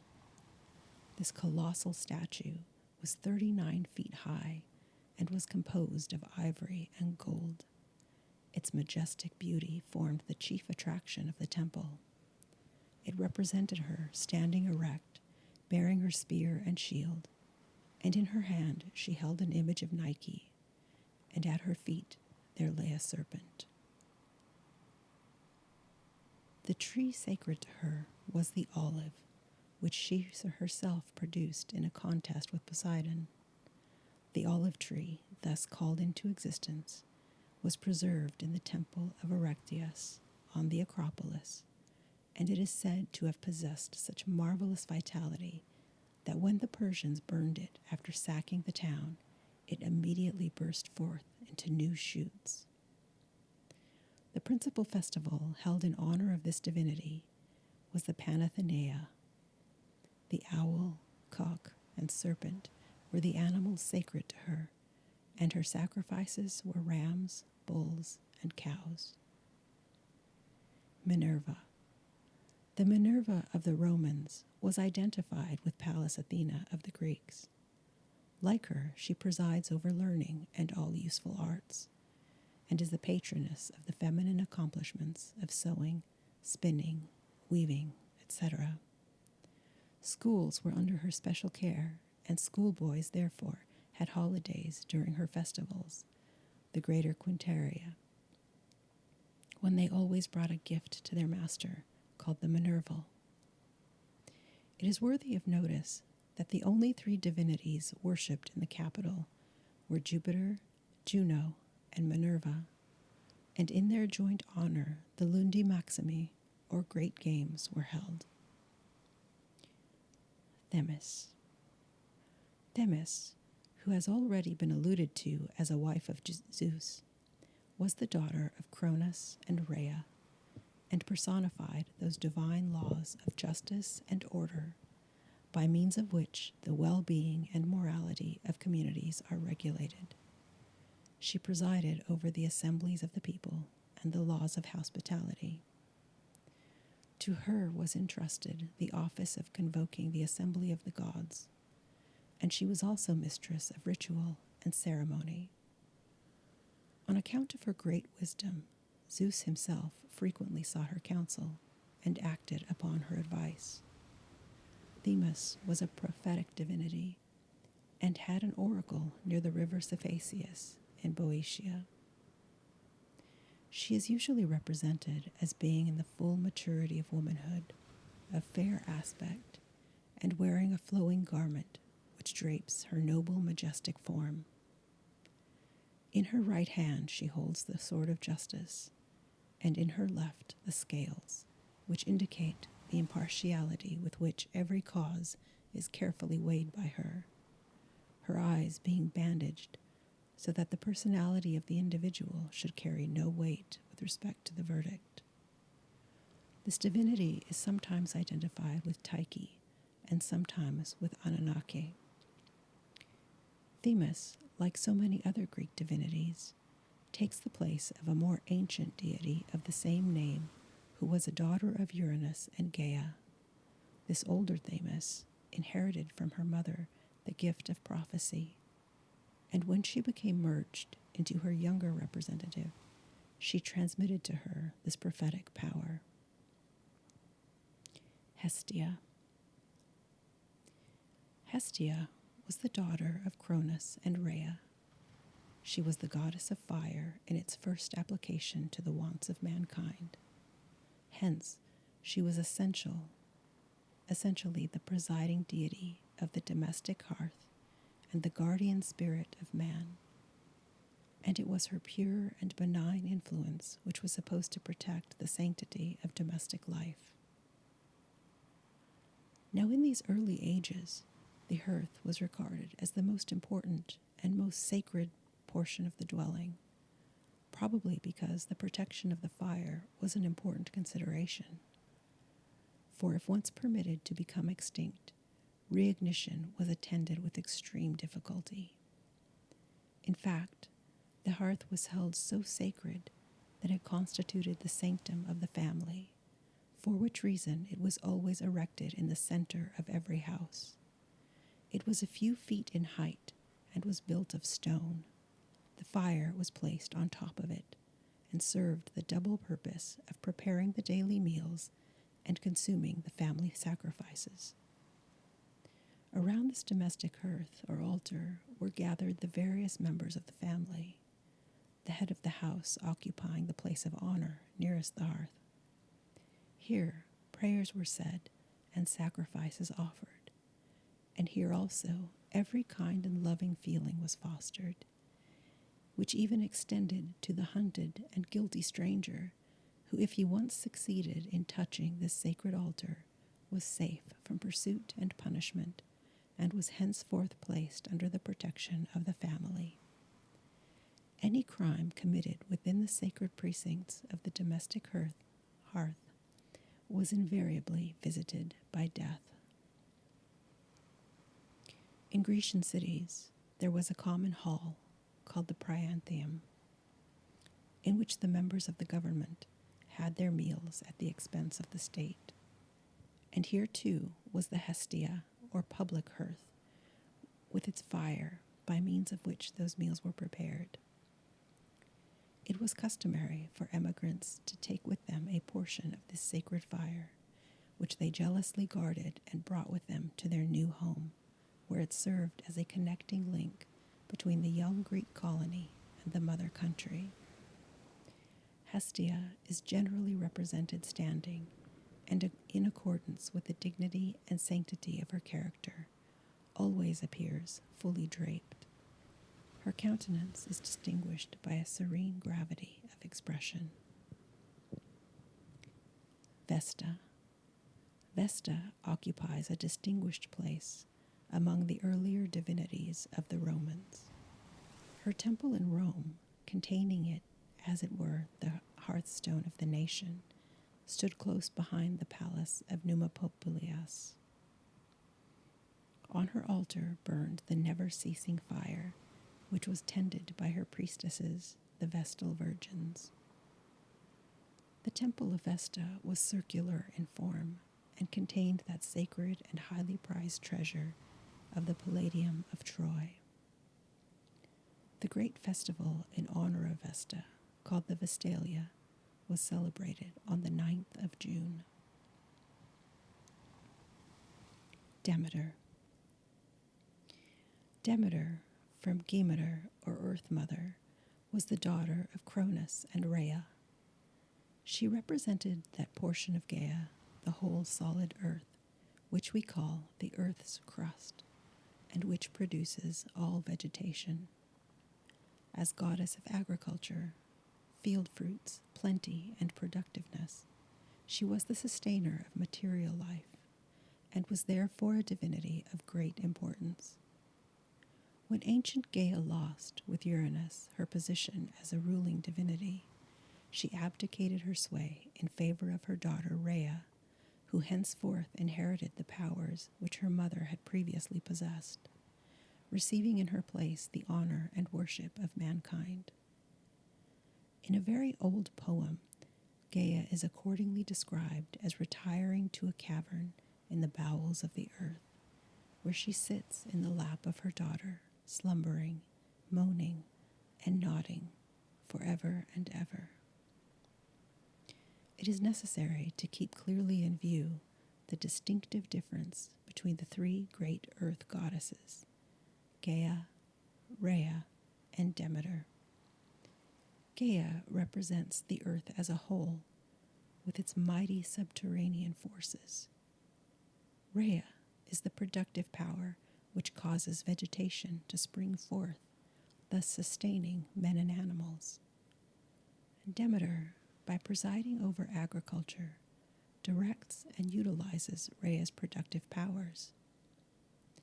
But in later times, when Rhea, like other ancient divinities, loses her importance as a ruling deity, Demeter assumes all of her functions and attributes, and then becomes the goddess of the life-producing and life-maintaining earth crust. We must bear in mind the fact that man in his primitive state knew neither how to sow nor how to till the ground. When, therefore, he had exhausted the pastures which surrounded him, he was compelled to seek others which were as yet unreaped. Thus, roaming constantly from one place to another, settled habitations and consequently civilizing influences were impossible. Demeter, however, by introducing a knowledge of agriculture, put an end, once and forever, to that nomadic life which was now no longer necessary. The favor of Demeter is believed to bring mankind rich harvests and fruitful crops, where her displeasure caused blight, drought, and famine. The island of Sicily was supposed to be under her special protection, and there she was regarded with particular veneration, the Sicilians naturally attributing the wonderful fertility of their country to the partiality of the goddess. Demeter is usually represented as a woman of noble bearing and majestic appearance, tall, matronly, and dignified, with beautiful golden hair which falls in rippling curls over her stately shoulders, the yellow locks being emblematical of ripened ears of corn.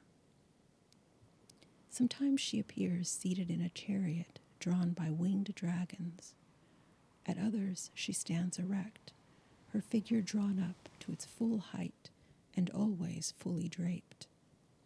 She bears a sheaf of wheat ears in one hand and a lighted torch in the other.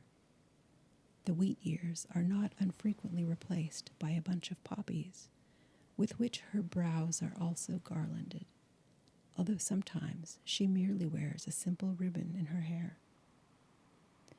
Demeter, as the wife of Zeus, became the mother of Persephone, to whom she was so tenderly attached that her whole life was bound up in her, and she knew no happiness except in her society. One day, however, whilst Persephone was gathering flowers in a meadow, attended by the ocean nymphs, she saw to her surprise a beautiful narcissus, from the stem of which sprang forth 100 blossoms. Drawing near to examine this lovely flower, whose exquisite scent perfumed the air, she stooped down to gather it, suspecting no evil, when a yawning abyss opened at her feet, and Deities, the grim ruler of the lower world, appeared from his depths, seated in his dazzling chariot drawn by 4 black horses. Regardless of her tears and the shrieks of her female attendants, Aedes seized the terrified maiden and bore her away to the gloomy realms over which he reigned in melancholy grandeur. Helios, the all-seeing sun god, and Hecate, a mysterious and very ancient divinity, alone heard her cries for aid, but they were powerless to help her. When Demeter became conscious of her loss, her grief was intense, and she refused to be comforted.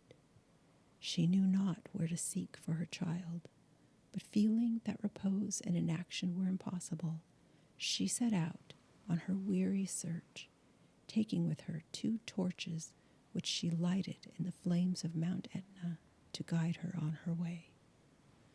For 9 long days and nights she wandered on, inquiring of everyone she met for tidings of her child. But all was in vain. Neither gods nor men could give her the comfort which her soul so hungered for. At last, on the 10th day, the disconsolate mother met Hecate, who informed her that she had heard her daughter's cries, but knew not who it was that had borne her away. By Hecate's advice, Demeter consulted Helios, whose all-seeing eye nothing escapes, and from him she learned that it was Zeus himself who had permitted Deities to seize Persephone and transport her to the lower world in order that she might become his wife. Indignant with Zeus for having given his sanction to the abduction of his daughter, and filled with the bitterest sorrow, she abandoned her home in Olympus and refused all heavenly food. Disguising herself as an old woman, she descended upon the earth and commenced a weary pilgrimage among mankind. One evening she arrived at a place called Elysius in Attica, and sat down to rest herself near a well beneath the shade of an olive tree. The youthful daughters of Celeus, the king of the country, came with their pails of brass to draw water from this well, and seeing that the tired wayfarer appeared faint and dispirited, they spoke kindly to her, asking who she was and whence she came. Demeter replied that she had made her escape from pirates who had captured her, and added that she would feel grateful for a home with any worthy family, whom she would be willing to serve in a menial capacity. The princesses, upon hearing this, begged Demeter to have a moment's patience while they returned home and consulted their mother, Metaneira. They soon brought the joyful intelligence that she was desirous of securing her services as a nurse to her infant son, Demophoon, or Triptolemus. When Demeter arrived at the house, a radiant light suddenly illuminated her, which circumstance so overawed Metaneira that she treated the unknown stranger with the greatest respect and hospitality, offered her food and drink. But Demeter, still grief-worn and dejected, refused her friendly offers, and held herself apart from the social board. At length, however, the maid-servant Diambe succeeded, by means of playful jests and merriment, in somewhat dispelling the grief of the sorrowing mother, causing her at times to smile in spite of herself, and even inducing her to partake of a mixture of barley meal, mint, and water, which was prepared according to the directions of the goddess herself. Time passed on, and the young child throve amazingly under the care of this kind and judicious nurse, who, however, gave him no food, but anointed him daily with ambrosia, and every night laid him secretly in the fire in order to render him immortal and exempt from old age. But unfortunately, this benevolent design on the part of Demeter was frustrated by Metaneira herself, whose curiosity one night impelled her to watch the proceedings of the mysterious being who nursed her child. When to her horror she beheld her son placed in the flames, she shrieked aloud. Demeter, incensed at this untimely interruption, instantly withdrew the child, and throwing him on the ground, revealed herself in her true character. The bent and aged form had vanished, and in its place there stood a bright and beauteous being, whose golden locks streamed over her shoulders in richest luxuriance, her whole aspect bespeaking dignity and majesty. She told the awestruck Metaneira that she was the goddess Demeter, and had intended to make her son immortal, but that her fatal curiosity had rendered this impossible, adding, however, that the child, having slept in her arms, had been nursed on her lap, should ever command the respect and esteem of mankind. She then desired that a temple and altar should be erected to her on a neighboring hill by the people of Eleusis, promising that she herself would direct them how to perform the sacred rites and ceremonies which should be observed in her honor. And with these words, she took her departure, never to return. Obedient to her commands, Celeus called together a meeting of his people and built the temple on the spot which the goddess had indicated. It was soon completed, and Demeter took up her abode in it. But her heart was still sad for the loss of her daughter, and the whole world felt the influence of her grief and dejection. This was indeed a terrible year for mankind. Demeter no longer smiled on the earth she was wont to bless, and though the husbandmen sowed the grain and the groaning oxen plowed the fields, no harvest rewarded their labor. All was barren, dreary desolation. The world was threatened with famine, and the gods with the loss of their accustomed honors and sacrifices. It became evident, therefore, to Zeus himself that some measures must be adopted to appease the anger of the goddess. He accordingly dispatched Iris and many of the other gods and goddesses to implore Demeter to return to Olympus. But all of their prayers were fruitless. The incensed goddess swore that until her daughter was restored to her, she would not allow the grain to spring forth from the earth.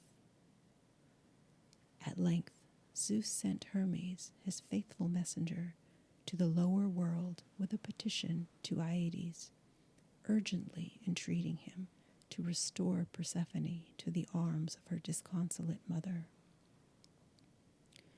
When he arrived in the gloomy realms of Deities, Hermes found him seated on a throne, with the beautiful Persephone beside him, sorrowfully bewailing her unhappy fate. On learning his errand, Deities consented to resign Persephone, who joyfully prepared to follow the messenger of the gods to the abode of life and light. Before taking leave of her husband, he presented to her a few seeds of pomegranate, which in her excitement she thoughtlessly swallowed, and this simple act, as the sequel will show, materially affected her whole future life. The meeting between mother and child was one of unmixed rapture, and for the moment all the past was forgotten. The loving mother's happiness would now have been complete had not Deities asserted his rights. These were that if any immortal tasted food in his realms, they were bound to remain there forever. Of course, the ruler of the lower world had to prove this assertion. This, however, he found no difficulty in doing, as Asclepius, the son of Acheron and Orphene, was his witness to the fact. Zeus, pitying the disappointment of Demeter at finding her hopes thus blighted, succeeded in effecting a compromise by inducing his brother Deities to allow Persephone to spend 6 months of the year with the gods above, whilst during the other 6, she was to be the joyless companion of her grim lord below. Accompanied by her daughter, the beautiful Persephone, Demeter now resumed her long-abandoned dwelling in Olympus. The sympathetic earth responded gaily to her bright smiles. The corn at once sprang forth from the ground in fullest plenty. The trees, which were seared and bare, now donned their brightest emerald robes, and the flowers, so long imprisoned in the hard, dry soil, filled the whole air with their fragrant perfume. Thus ends this charming story, which was a favorite theme with all of the classic authors. It is very possible that the poets who first created this graceful myth merely intended it as an allegory to illustrate the change of seasons. In the course of time, however, a literal meaning became attached to this and similar poetical fancies, and thus the people of Greece came to regard as an article of religious belief what in the first instance was nothing more than a poetic simile. In the temple erected to Demeter at Eleusis, the famous Eleusinian mysteries were instituted by the goddess herself. It is exceedingly difficult, as in the case of all secret societies, to discover anything with certainty concerning these sacred rites.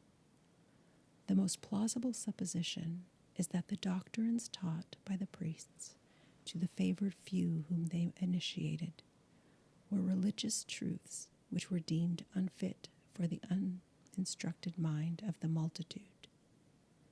For instance, it is supposed that the myth of Demeter and Persephone was explained by the teachers of the mysteries to signify the temporary loss which Mother Earth sustains every year when the icy breath of winter robs her of her flowers and fruits and grain.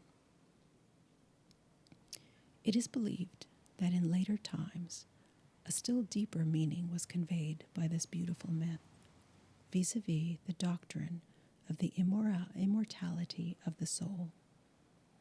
The grain, which as it were, remains dead for a long time in the dark earth, only to rise one day, dressed in newer and lovelier garb, was supposed to symbolize the soul, which after death frees itself from corruption, to live again under a better and purer form. When Demeter instituted the Eleusinian mysteries, Celeus and his family were the first to be initiated, Celeus himself being appointed a high priest. His son, Triptomolius, and his daughters, who acted as priestesses, assisted him in the duties of his sacred office. The mysteries were celebrated by the Athenians every 5 years, and were for a long time their exclusive privilege. They took place by torchlight and were conducted with the greatest solemnity. In order to spread abroad the blessings which our agriculture confers, Demeter presented Triptolemus with her short chariot drawn by winged dragons, and giving him some grains of corn, desired him to journey through the world, teaching mankind the arts of agriculture and husbandry. Demeter exercised great severity toward those who were incurred of her displeasure. We find examples of this in the stories of Stellio and Eurystheon. Stellio was a youth who ridiculed the goddess for the eagerness with which she was eating a bowl of porridge when weary and faint in the vain search for her daughter. Resolved that he should never again have an opportunity of thus offending, she angrily threw into his face the remainder of the food and changed him into a spotted lizard. Eurystheon, son of Triopas, had drawn upon himself the anger of Demeter by cutting down her sacred groves, for which she punished him with a constant and insatiable hunger. He sold all of his possessions in order to satisfy his cravings, and was forced at last to devour his own limbs. His daughter Metra, who was devotedly attached to him, possessed the power of transforming herself into a variety of different animals. By this means she contrived to support her father, who sold her again and again each time she assumed a different form, and thus he dragged on a pitiful existence. Ceres. The Roman Ceres is actually the Greek Demeter under another name, her attributes, worship, festivals, etc., being precisely identical. The Romans were indebted to Sicily for this divinity, her worship having been introduced by the Greek colonists who settled there. The Ceralia, or festivals in honor of Ceres, commenced on the 12th of April and lasted several days. Aphrodite.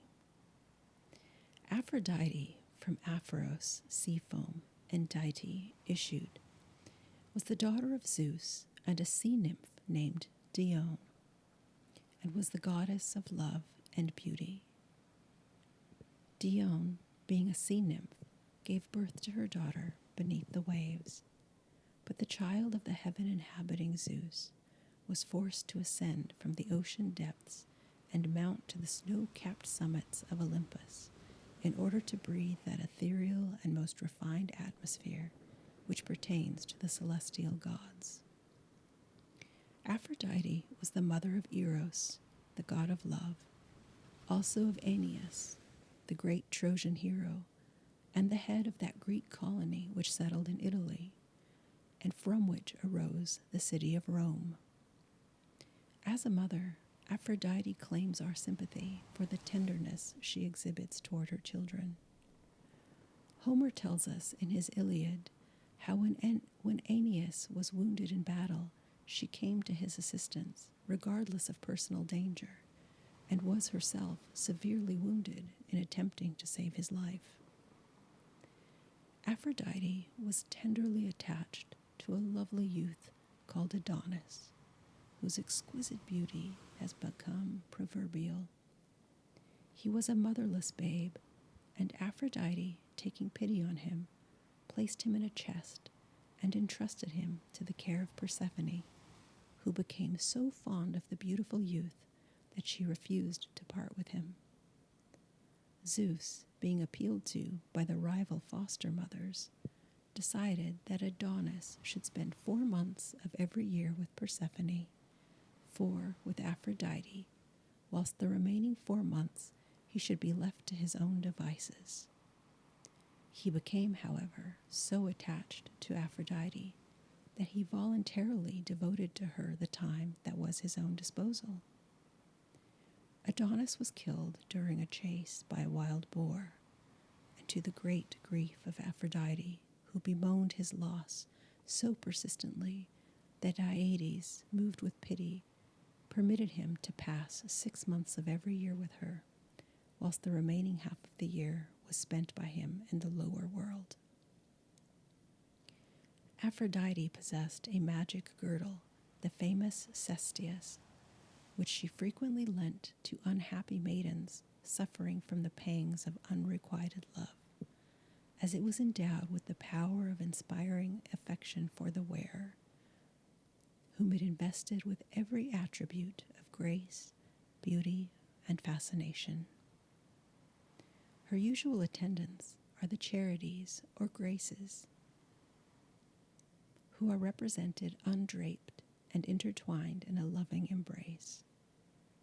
In Hesiod's Theogony, she is supposed to belong to the more ancient divinities, and whilst those of later date are represented as having descended one from another, and all more or less from Zeus, Aphrodite has a variously accounted for yet independent origin. The most poetical version of her birth is that when Uranus was wounded by his son Cronus, his blood mingled with the foam of the sea, whereupon the bubbling waters at once assumed a rosy tint, and from their depths arose, in all the surpassing glory of her loveliness, Aphrodite, goddess of love and beauty.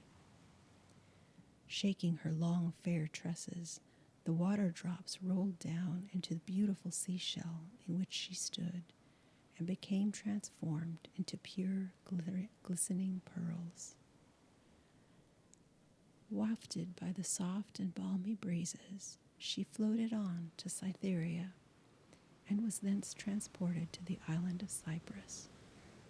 Lightly she stepped on shore, and under the gentle pressure of her delicate foot, the dry and rigid sand became transformed into a verdant meadow where every varied shade of color and every sweet odor charmed the senses.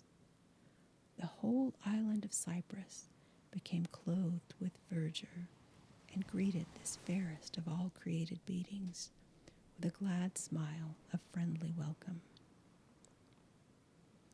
Here she was received by the seasons, who decked her with garments of immortal fabric, encircling her fair brow with a wreath of purest gold, whilst from her ears depended costly rings, and a glittering chain embraced her swan-like throat. And now, arrayed in all this panoply of her irresistible charms, the nymphs escort her to the dazzling halls of Olympus, where she is received with ecstatic enthusiasm by the admiring gods and goddesses. The gods all vied with each other in aspiring to the honor of her hand, but Hephaestus became an envied possessor of this lovely being, who, however, proved as faithless as she was beautiful, and caused her husband much unhappiness, owing to the preference she showed at various times for some of the other gods, and also for mortal men. The celebrated Venus of Milo, now in the Louvre, is an exquisite statue of this divinity. The head is beautifully formed. The rich waves of hair descend on her rather low but broad forehead and are caught up gracefully in a small knot at the back of the head.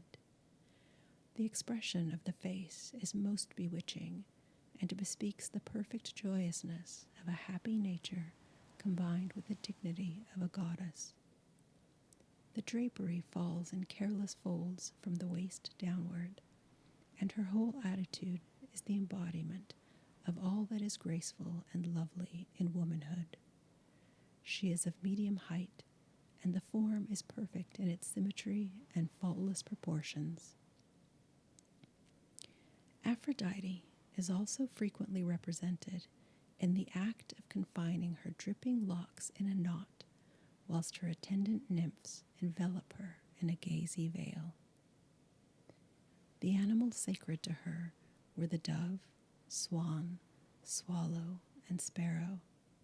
Her favorite plants were the myrtle, apple tree, rose, and poppy. The worship of Aphrodite is supposed to have been introduced in Greece from Central Asia.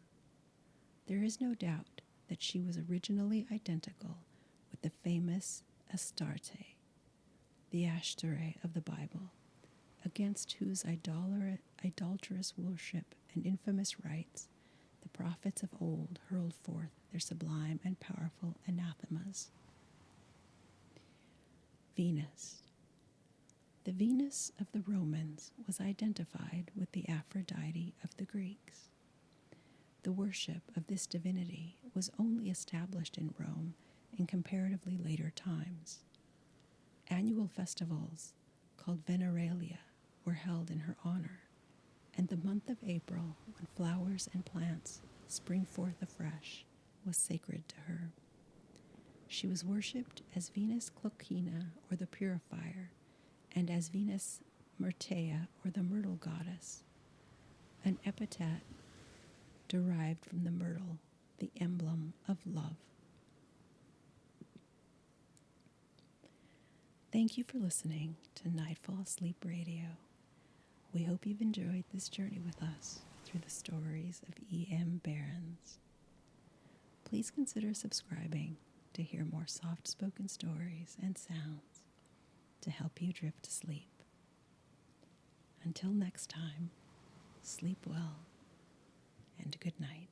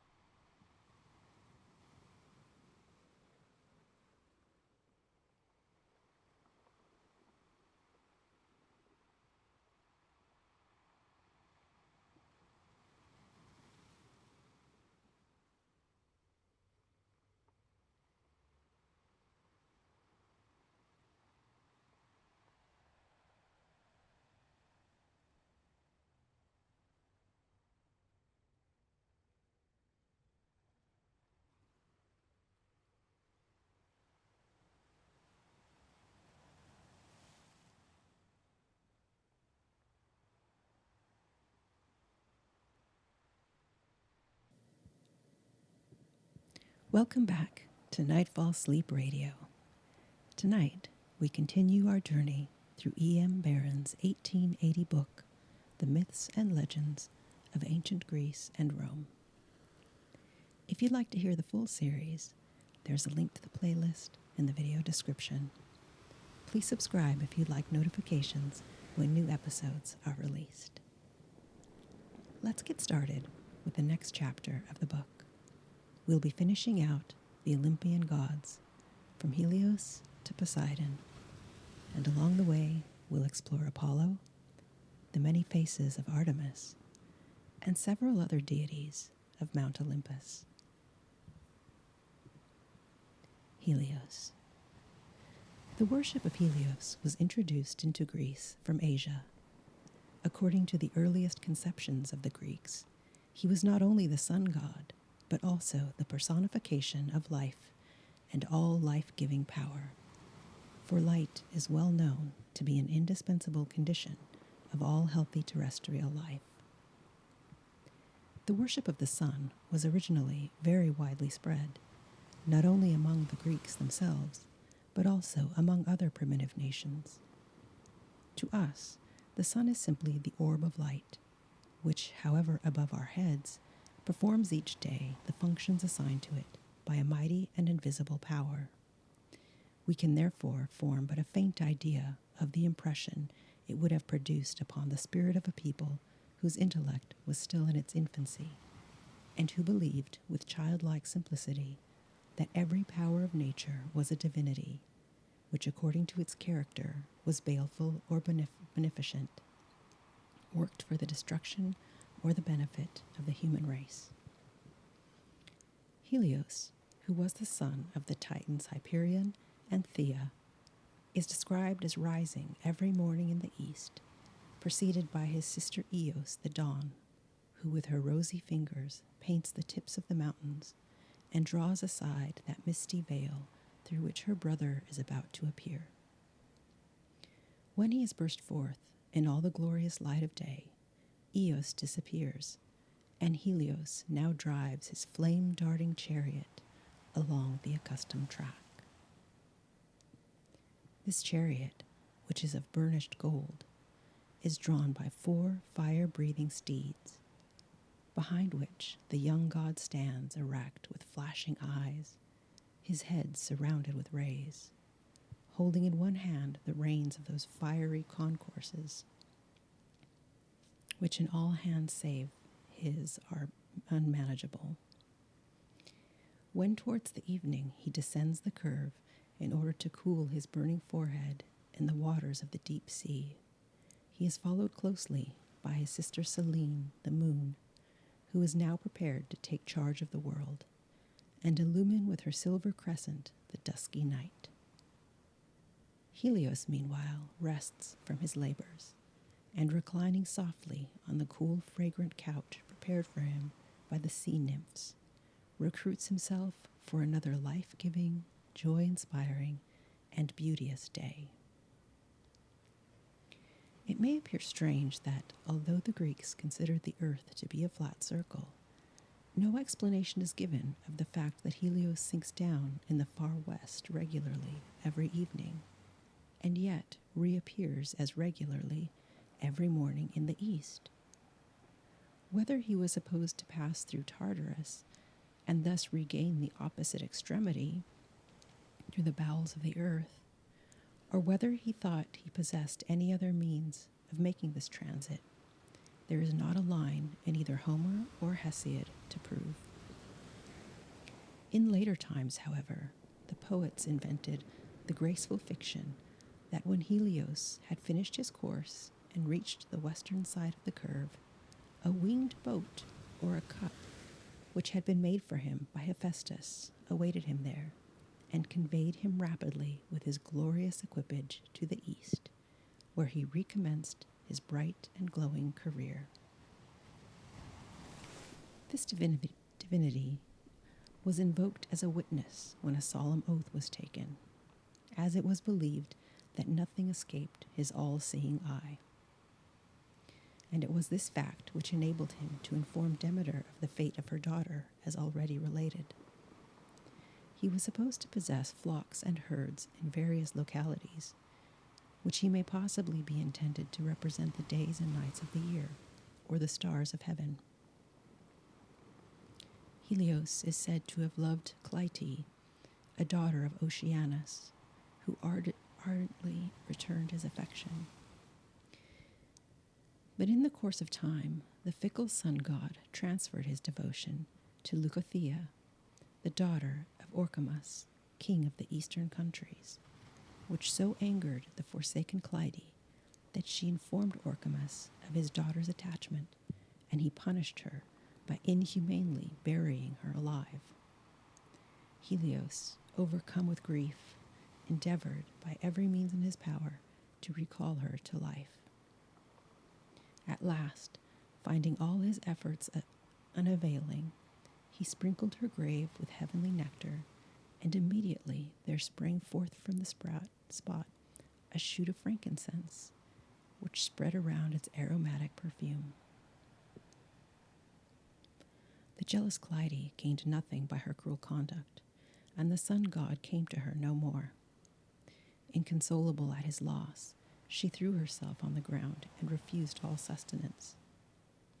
For 9 long days she turned her face toward the glorious god of day as he moved along the heavens, till at length her limbs became rooted in the ground, and she was transformed into a flower which ever turns toward the sun. Helios married Perse, daughter of Oceanus, and their children were Aeetes, king of Colchis, celebrated in the legend of the Argonauts as the possessor of the golden fleece, and Circe, the renowned sorceress. Helios had another son named Phaethon, whose mother was Clymene, one of the Oceanides. The youth was very beautiful, and a favorite with Aphrodite, who entrusted him with the care of one of her temples, which flattering proof of her regard caused him to become vain and presumptuous. His friend Epaphus, son of Zeus and Io, endeavored to check his youthful vanity by pretending to disbelieve his assertion that the sun god was his father. Phaethon, full of resentment and eager to be able to refute his calumny, hastened to his mother Clymene and besought her to tell him whether Helios was really his father. Moved by his entreaties, and at the same time angry with the approach of Epaphus, Clymene pointed to the glorious sun then shining down upon them, and assured her son that in that bright orb held the author of his being, adding that if he still had any doubt, he might visit the radiant dwelling of the great god of light and inquire for himself. Overjoyed at his mother's reassuring words, and following the directions she gave him, Phaethon quickly wended his way to his father's palace. As he entered the palace of the sun god, the dazzling rays almost blinded him and prevented him from approaching the throne on which his father was seated, surrounded by the hours, days, months, years, and seasons. Helios, who with his all-seeing eye had watched him from afar, removed his crown of glittering rays and bade him not to be afraid, but to draw near to his father. Encouraged by this kind reception, Phaethon entreated him to bestow upon him such proof of his love that all the world might be convinced that he was indeed his son. Whereupon Helios desired him to ask any favor he pleased, and swore by the Styx that it should be granted. The impetuous youth immediately requested permission to drive the chariot of the sun for 1 whole day.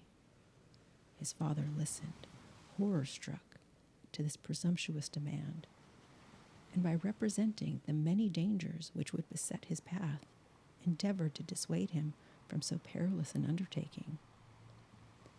But his son, deaf to all advice, pressed his point with such pertinacity that Helios was reluctantly compelled to lead him to the chariot. Phaethon paused for a moment to admire the beauty of the glittering equipage, the gift of the god of fire, who had formed it of gold and ornamented it with precious stones, which reflected the rays of the sun.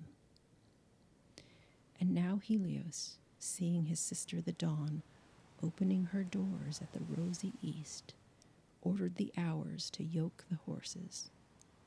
The goddesses speedily obeyed the command, and the father then announced the face of his own son with a sacred balm to enable him to endure the burning flames which issued from the nostrils of the steeds, and sorrowfully placed his crown of rays upon his head, desiring him to ascend the chariot. The eager youth joyfully took his place and grasped the coveted reins, but no sooner did the fiery coursers of the sun feel the inexperienced hand which attempted to guide them than they became restive and unmanageable. Wildly they rushed out of their accustomed track, now soaring so high as to threaten the heavens with destruction, and descending so low as to nearly set the earth on fire. At last, the unfortunate charioteer, blinded with glare and terrified at the awful devastation he had caused, dropped the reins from his trembling hands. Mountains and forests were in flames, rivers and streams were dried up, and a general conflagration was imminent.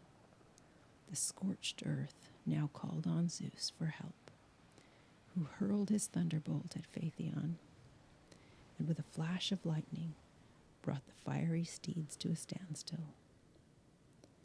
The lifeless body of the youth fell headlong into the river Eridanus, where it was received and buried by the nymphs of the stream. His sisters mourned for so long that they were transformed by Zeus into poplars, and the tears they shed, falling into the waters, became drops of clear, transparent amber. Cycnus, the faithful friend of the unhappy Phaethon, felt such overwhelming grief at his terrible fate that he pined and wasted away.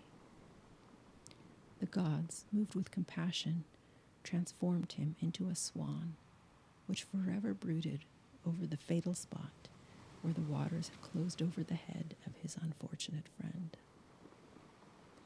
The chief seat of the worship of Helios was the island of Rhodes, which, according to the following myth, was his special territory. At the time of the Titamachia, when the gods were dividing the world by lot, Helios happened to be absent, and consequently received no share. He therefore complained to Zeus, who proposed to have a new allotment. But this Helios would not allow, saying that as he pursued his daily journey, his penetrating eye had beheld a lovely fertile island lying beneath the waves of the ocean. And if the immortals would swear to give him the undisturbed possession of this spot, he would be content to accept it as his share of the universe. The gods took the oath, whereupon the island of Rhodes immediately raised itself above the surface of the waters. The famous Colossus of Rhodes, which was one of the 7 wonders of the world, was erected in honor of Helios. This wonderful statue was 105 feet high and was formed entirely of brass. It formed the entrance to the harbor at Rhodes, and the largest vessel could easily sail between the legs, which stood on moles each side of the harbor. Though so gigantic, it was perfectly proportioned in every part. Some idea of its size may be gained from the fact that very few people were able to span the thumb of the statue with their arms. In the interior of the Colossus was a winding staircase leading to the top, from the summit of which, by means of a telescope, the coast of Syria and also the shores of Egypt are said to have been visible. Eos. Eos, the dawn, like her brother Helios, whose advent she always announced, was also deified by the early Greeks. She too had her own chariot, which she drove across the vast horizon, both morning and night, before and after the sun god. Hence, she is not merely the personification of the rosy morn, but also of twilight, for which reason her palace is placed in the west, on the island of Aea. The abode of Eos is a magnificent structure, surrounded by flowery meads and velvety lawns, where nymphs and other immortal beings wind in and out of the mazy figures of the dance, whilst the music of a sweetly tuned melody accompanies their graceful gliding movements.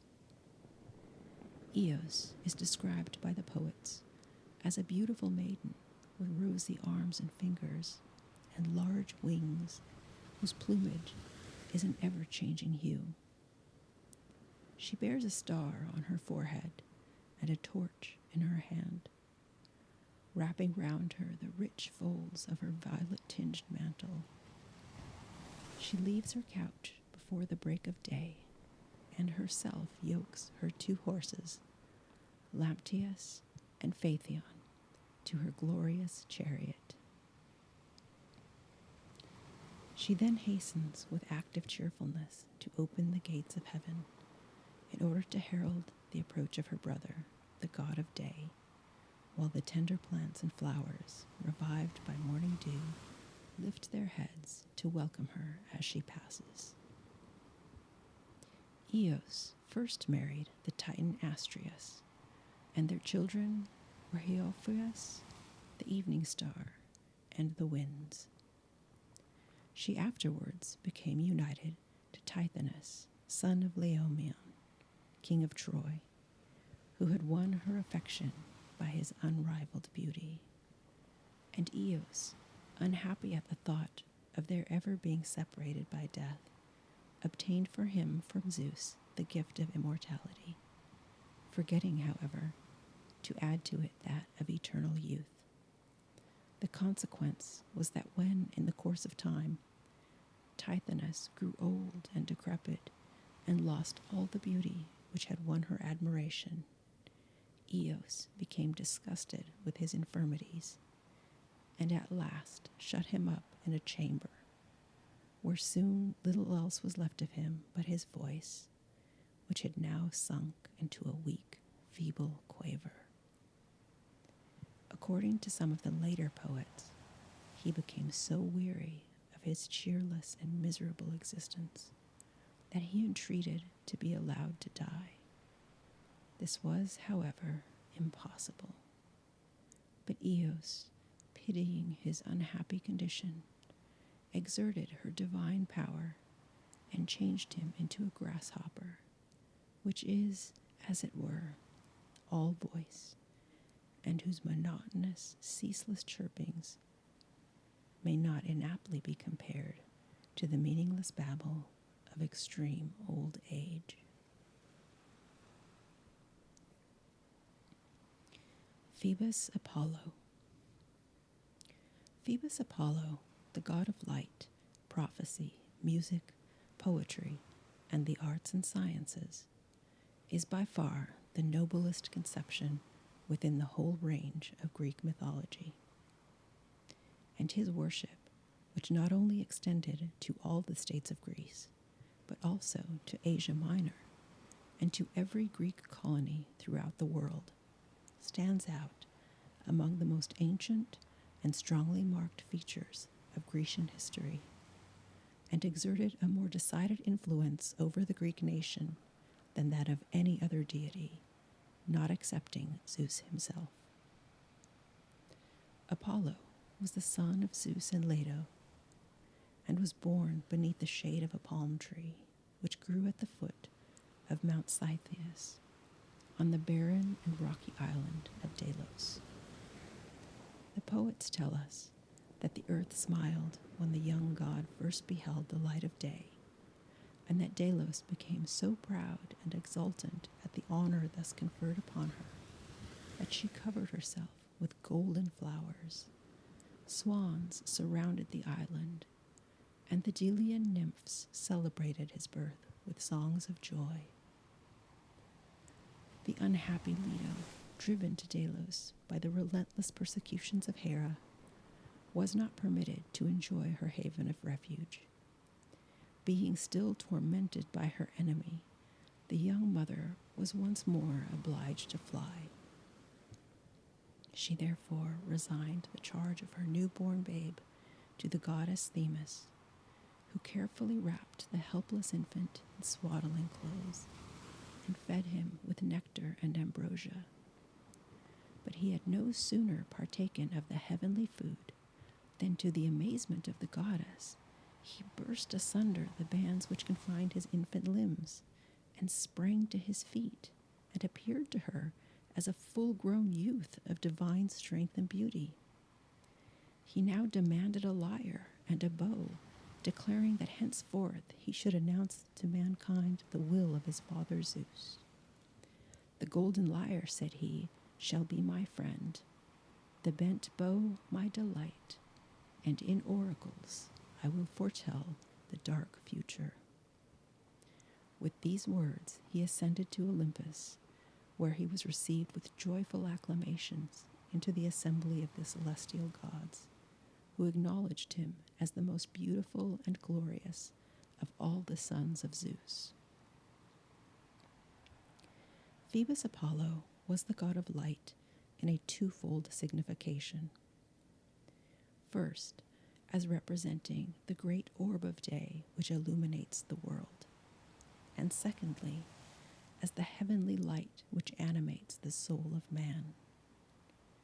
He inherited his function as the sun god from Helios, with whom in later times he was so completely identified that the personality of one gradually became merged in that of the other. We accordingly find Helios frequently confounded with Apollo, myths belonging to the former attributed to the latter, and some tribes, the Ionic for instance, so complete is this identification that Apollo is called by them Helios Apollo. As the divinity whose power is developed in the broad light of day, he brings joy and delight to nature, and health and prosperity to man. By the influence of his warm and gentle rays, he disperses the noxious vapors of the night, assists the grain to ripen, and the flowers to bloom.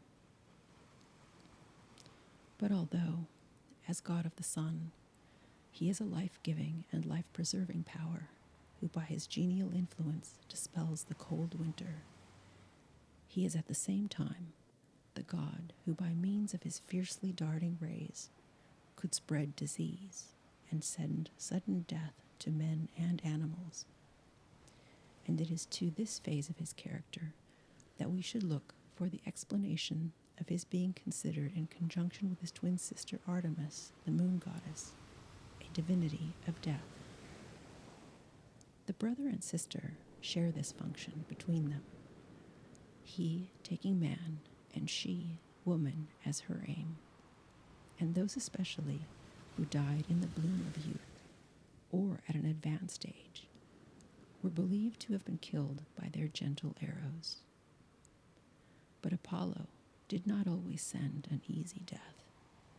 We see in the Iliad how, when angry with the Greeks, the god of the silver bow strode down from Olympus with his quiver full of death-bringing darts and sent a raging pestilence into their camp. For 9 days he let fly his fatal arrows, first on animals and then on men, until the air became darkened with the smoke from funeral pyres. In this character of god of light, Phoebus Apollo is the protecting deity of shepherds, because it is he who warms the fields and meadows and gives rich pastures to the flocks, thereby gladdening the heart of the herdsman. As the temperate heat of the sun exercises so invigorating an effect on man and animals, and promotes the growth of those medicinal herbs and vegetable productions necessary for the cure of diseases. Phoebus Apollo was supposed to possess the power of restoring life and health. Hence, he was regarded as the god of healing. But this feature in his character we shall find more particularly developed in his son Asclepius, the veritable god of the healing art. Pursuing our analysis of the various phases of the character of Phoebus Apollo, we find that with the first beams of his genial light, all nature awakens to renewed life, and the woods re-echo with the jubilant sound of the untaught lays, warbled by thousands of feathered choristers. Hence, by a natural inference, he is the god of music, and as, according to the belief of the ancients, the inspirations of genius were inseparably connected with the glorious light of heaven, he is also the god of poetry and acts as special patron to the arts and sciences. Apollo is himself the heavenly musician among the Olympic gods, whose banquets are gladdened by the wondrous strains which he produces from his favorite instrument, the seven-stringed lyre. In the cultus of Apollo, music formed a distinguishing feature. All sacred dances and even the sacrifices in his honor were performed to the sound of musical instruments. And it is, in a great measure, owing to the influence which the music in his worship exercised on the Greek nation, that Apollo came to be regarded as the leader of the 9 muses, the legitimate divinities of poetry and song.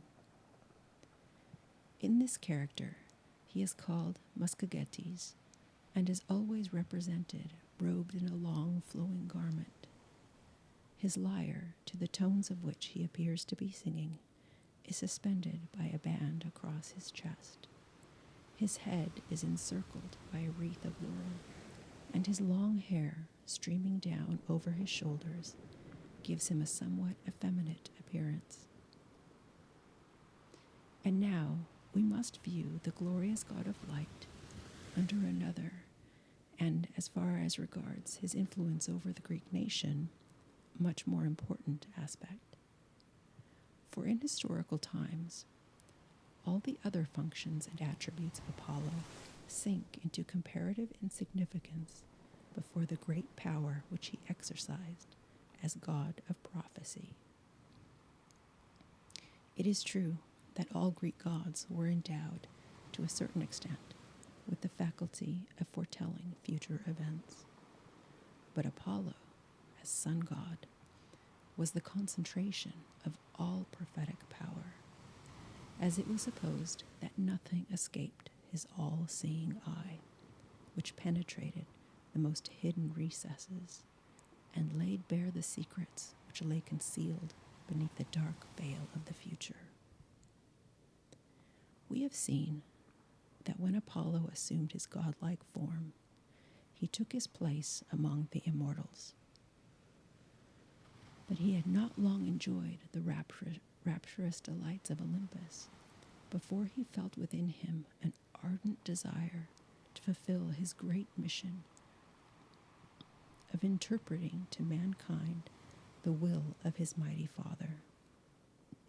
He accordingly descended to earth and traveled through many countries, seeking a fitting site upon which to establish an oracle. At length, he reached the southern side of the rocky heights of Parnassus, beneath which lay the harbor of Crissa. Here, under the overhanging cliff, he found a secluded spot where, from the most ancient times, there had existed an oracle, in which Gaia herself had revealed the future to man, and which, in Deucalion's time, she had resigned to Themis. It was guarded by the huge serpent Python, the scourge of the surrounding neighborhood, and the terror alike of man and cattle. The young god, full of confidence in his unerring aim, attacked and slew the monster with his arrows, thus freeing land and people from their mighty enemy. The grateful inhabitants, anxious to do honor to their deliverer, flocked around Apollo, who proceeded to mark out a plan for a temple. And with the assistance of numbers of eager volunteers, a suitable edifice was soon erected. It now became necessary to choose ministers who would offer up sacrifices, interpret his prophecies to the people, and take charge of the temple. Looking around, he saw in the far distance a vessel bound from Crete to the Peloponnesus, and determined to avail himself of her crew for his service. Assuming the shape of an enormous dolphin, he agitated the waters to such a degree that the ship was tossed violently to and fro, to the great alarm of the mariners. At the same time, he raised a mighty wind, which drove the ship into the harbor of Crissa, where she ran aground. The terrified sailors dared not set foot on shore. But Apollo, under the form of a vigorous youth, stepped down to the vessel and revealed himself in his true character, and informed them that it was he who had driven them to Crissa, in order that they might become his priests and serve him in his temple. Arrived at the sacred fane, he instructed them how to perform the services in his honor, and desired them to worship him under the name of Apollo Delphinios, because he had first appeared to them under the form of a dolphin. Thus was established the far-famed oracle of Delphi, the only institution of the kind which was not exclusively national, for it was consulted by Lydians, Phrygians, Etruscans, Romans, and in fact it was held in the highest repute all over the world.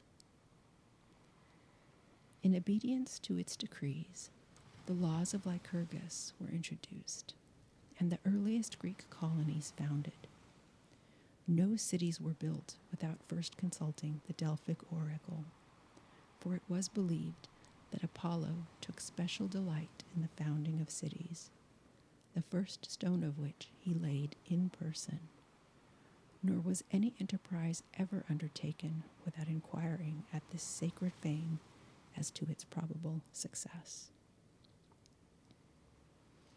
But that which brought Apollo more closely home to the hearts of the people and raised the whole moral tone of the Greek nation was the belief, gradually developed with the intelligence of the people, that he was the God who accepted repentance as an atonement for sin, who pardoned the contrite sinner, and who acted as a special protector of those who, like Orestes, had committed a crime which required long years of expiation. Apollo is represented by the poets as being eternally young. His countenance, glowing with joyous life, is the embodiment of immortal beauty. His eyes are a deep blue, his forehead low but broad and intellectual. His hair, which falls over his shoulders in long waving locks, is of a golden or warm chestnut hue. He is crowned with laurel and wears a purple robe. In his hand he bears a silver bow, which is unbent when he smiles, but ready for use when he menaces evildoers. Apollo, the eternally beautiful youth, the perfection of all that is graceful and refined, rarely seems to have been happy in his love. Either his advances met with a repulse, or his union with the object of his affection was attended with fatal consequences. His first love was Daphne, daughter of Peneus, the river god, who was so averse to marriage that she entreated her father to allow her to lead a life of celibacy, to devote herself to the chase, which she loved to the exclusion of all other pursuits.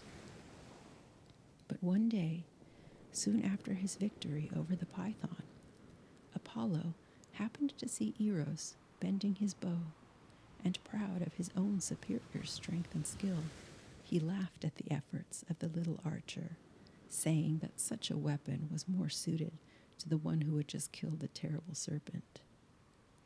Eros angrily replied that his arrow should pierce the heart of the mocker himself, and flying off to the summit of Mount Parnassus, he drew from his quiver 2 darts of different workmanship, one of gold, which had the effect of inspiring love, and the other of lead, which created aversion. Taking aim at Apollo, he pierced his breast with the golden shaft, whilst the leaden one he discharged into the bosom of the beautiful Daphne. The son of Leto instantly fell in the most ardent affection for the nymph, who on her part evinced the greatest dislike towards her divine lover.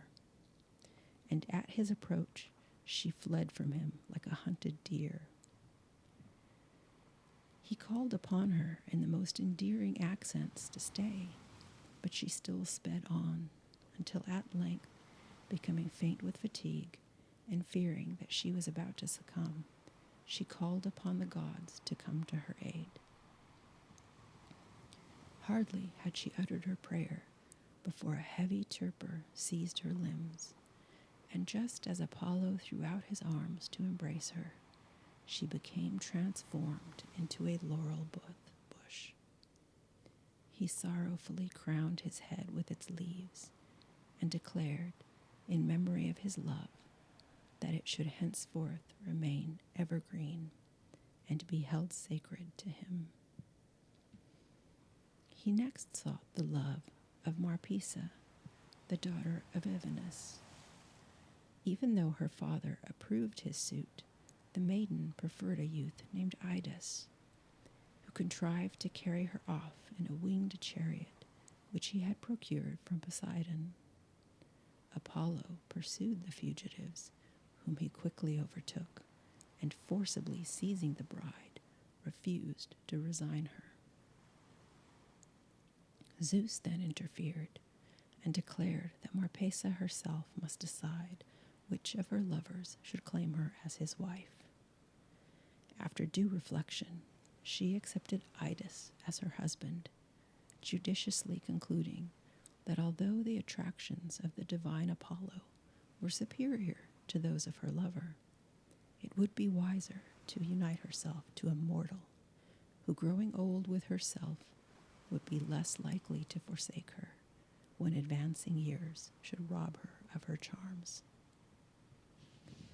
Cassandra, the daughter of Priam, king of Troy, was another object of love for Apollo. She feigned to return his affection and promised to marry him, provided that he would confer upon her the gift of prophecy. But having received the boon she desired, the treacherous maiden refused to comply with the conditions upon which it had been granted. Incensed at her breach of faith, Apollo, unable to recall the gift he had bestowed, rendered it useless by causing her predictions to fail in obtaining credence. Cassandra became famous in history for her prophetic powers, but her prophecies were never believed. For instance, she warned her brother Paris that if he brought back a wife from Greece, he would cause the destruction of his father's house and kingdom.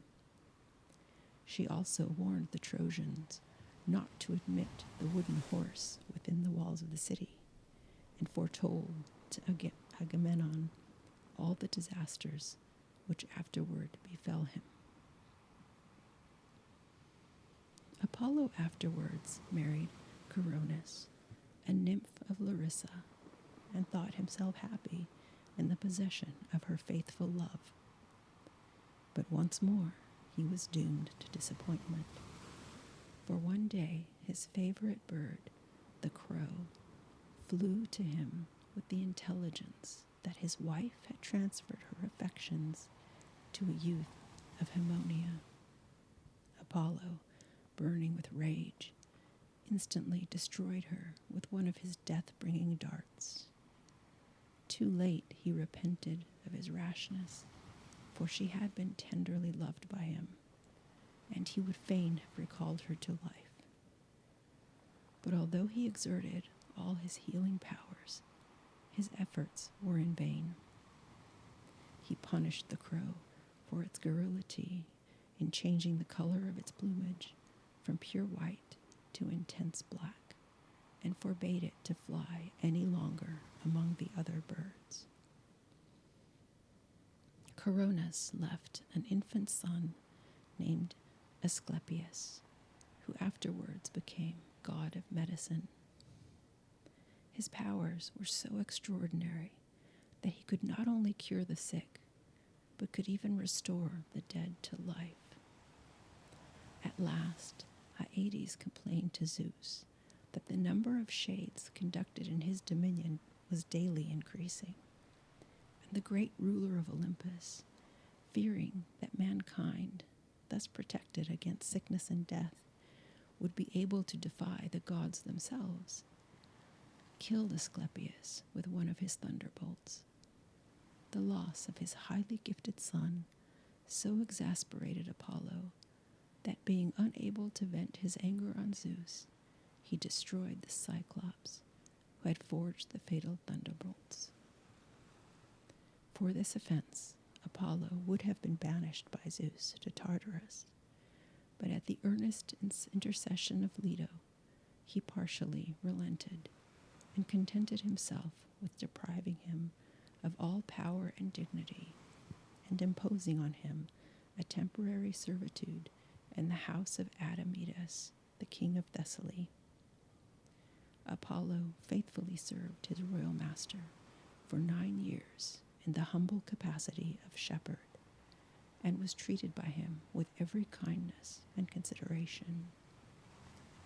During the period of his service, the king sought the hand of Alcetus, the beautiful daughter of Peleus, the son of Poseidon. But her father declared that he would only resign her to the suitor who should succeed in yoking a lion and a wild boar to his chariot. By the aid of his divine herdsman, Admetus completed this difficult task and gained his bride. Nor was this the only favor which the king received from the exiled god. For Apollo obtained from the fates the gift of immortality for his benefactor, on condition that when his last hour approached, some member of his own family should be willing to die in his stead. When the fatal hour arrived, and Admetus felt that he was at the point of death, he implored his aged parents to yield to him their few remaining days. But life is sweet, even to old age, and they both refused to make the sacrifice demanded of them. Alcestis, however, who had secretly devoted herself to death for her husband, was seized with a mortal sickness which kept pace with his rapid recovery. The devoted wife breathed her last in the arms of Admetus, and he had just consigned her to the tomb when Heracles chanced to come to the palace. Admetus held the rites of hospitality so sacred that he at first kept silent with regard to his great bereavement. But as soon as his friend heard what had occurred, he bravely descended into the tomb, and when death came to claim his prey, he exerted his marvelous strength and held him in his arms until he promised to restore the beautiful and heroic queen to the bosom of her family. While pursuing the peaceful life of a shepherd, Apollo formed a strong friendship with 2 youths named Hyacinthus and Cyparissus. But the great favor shown to them by the god did not suffice to shield them from misfortune. The former was one day throwing the discus with Apollo, when running too eagerly to take up the one thrown by the god, he was struck in the head with it and killed on the spot. Apollo was overcome with grief at the sad end of his young favorite, but being unable to restore him to life, he changed him into the flower called hyacinth. Cyparissus had the misfortune to kill by accident one of Apollo's favorite stags, which so preyed on his mind that he gradually pined away and died of a broken heart. He was transformed by the god into a cypress tree, which owes its name after this story. After those sad occurrences, Apollo quitted Thessaly and repaired to Phrygia in Asia Minor, where he met Poseidon, who, like himself, was in exile and condemned to a temporary servitude on earth. The two gods now entered the service of Laomedon, king of Troy, Apollo undertaking to tend his flocks, and Poseidon to build the walls of the city. But Apollo also contributed his assistance to the erection of those wonderful walls, and by the aid of his marvelous musical powers, the labors of his fellow worker Poseidon were rendered so light and easy that this otherwise arduous task advanced with astonishing celerity. For as the master hand of the god of music grasped the cord of his lyre, the huge blocks of stone moved of their own accord, adjusting themselves with the utmost nicety to the places designed for them. But although Apollo was so renowned in the music of art, there were two individuals who had the effrontery to consider themselves equal to him in this respect, and accordingly each challenged him to compete with them in a musical contest. These were Marsyas and Pan. Marsyas was a satyr who, having picked up the flute which Athena had thrown away in disgust, discovered to his great delight and astonishment that in consequence of its having touched the lips of a goddess, it played itself in the most charming manner. Marsyas, who was a great lover of music, and much beloved on this account by all the elf-like denizens of the woods and glens, was so intoxicated with joy at this discovery that he foolishly challenged Apollo to compete with him in a musical contest. The challenge being accepted, the Muses were chosen as umpires, and it was decided that the unsuccessful candidate should suffer the punishment of being flayed alive. For a long time, the merits of both claimants remained so equally balanced that it was impossible to award the palm of victory to either, seeing which Apollo resolved to conquer and added the sweet tones of his melodious voice to the strains of his lyre, and this at once turned the scale in his favor. The unhappy Marsyas, being defeated, had to undergo the terrible penalty, and his ultimate fate was universally lamented. Indeed, the satyrs and the dryads, his companions, wept so incessantly at his fate that their tears, uniting together, formed a river in Phrygia, which is still known by the name of Marsyas. The result of the contest with Pan is by no means so serious a character. The god of shepherds, having affirmed that he could play more skillfully on the flute of 7 reeds, the spherix or Pan's pipe, than Apollo in his world-renowned lyre, a contest ensued in which Apollo was pronounced the victor by all the judges appointed to decide between the rival candidates. Midas, the king of Phrygia, alone demurred in his decision, having the bad taste to prefer the uncouth tones of Pan's pipe to the refined melodies of Apollo's lyre. Incensed at the obstinacy and stupidity of the Phrygian king, Apollo punished him by giving him the ears of an ass. Midas, horrified at being thus disfigured, determined to hide his disgrace from his subjects by means of a cap. His barber, however, could not be kept in ignorance of the fact, and was therefore bribed with rich gifts never to reveal it. Finding, however, that he could not keep up the secret any longer, he dug a hole in the ground into which he whispered it. Then, closing up the aperture, he returned home, feeling greatly relieved at having thus eased his mind of its burden. But after all, this very humiliating secret was revealed to the world, for some reeds sprung up from the spot which murmured incessantly, as they waved to and fro in the wind, "King Midas has the ears of an ass." In the sad and beautiful story of Niobe, daughter of Tantalus and wife of Amphion, king of Thebes, we have another instance of the severe punishments meted out by Apollo to those who in any way incur his displeasure. Niobe was the proud mother of 7 sons and 7 daughters, and exulting in the number of her children, she, upon one occasion, ridiculed the worship of Leto, because she had but one son and daughter, and desired the Thebans for the future to give to her the honors and sacrifices which they had hitherto offered to the mother of Apollo and Artemis. These sacrilegious words had scarcely passed her lips before Apollo called upon his sister Artemis to assist him in avenging the insult offered to their mother. And soon their invisible arrows sped through the air.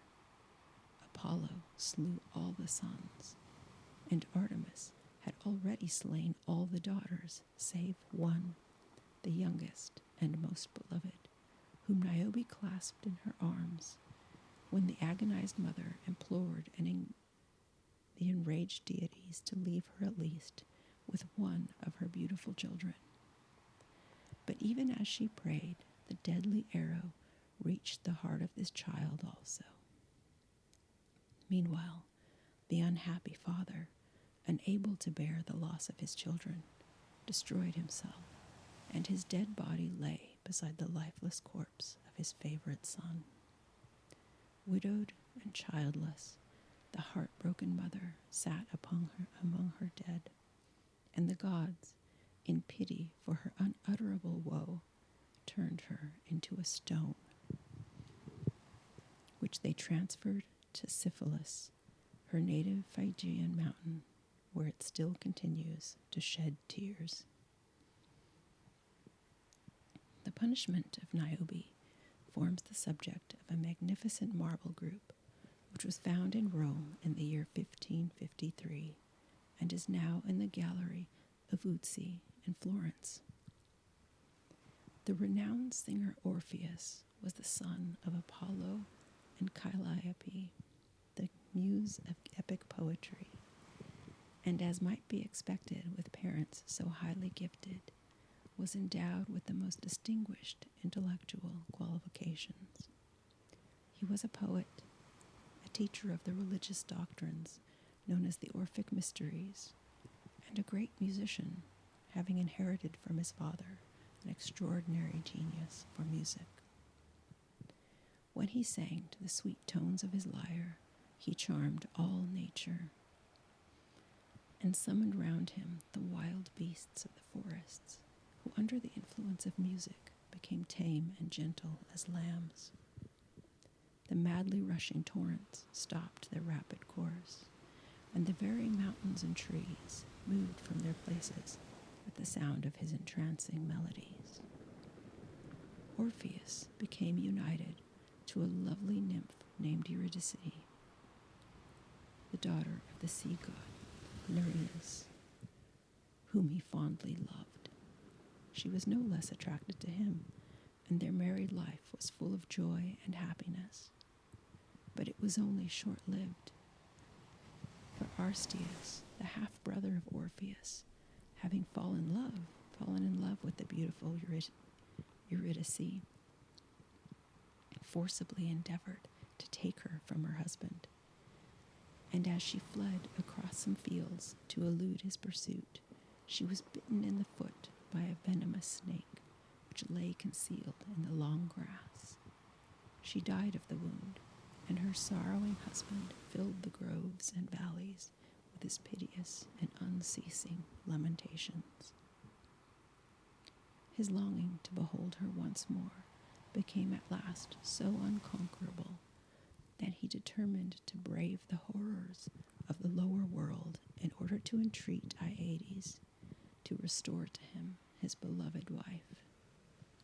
Armed only with his golden lyre, the gift of Apollo, he descended into the gloomy depths of Hades, where his heavenly music arrested for a while the torments of the unhappy sufferers. The stone of Sisyphus remained motionless. Tantalus forgot his perpetual thirst. The wheel of Ixion ceased to revolve, and even the Furies shed tears and withheld for a time their persecutions. Undismayed at the scenes of horror and suffering which met his view on every side, he pursued his way until he arrived at the palace of Aeetes. Presenting himself before the throne on which sat the stony-hearted king and his consort Persephone, Orpheus recounted his woes to the sound of his lyre. Moved to pity by his sweet strains, they listened to his melancholy story and considered to release Eurydice on condition that he should not look upon her until they reached the upper world. Orpheus gladly promised to comply with this injunction, and followed by Eurydice, ascended the steep and gloomy path which led to the realms of life and light.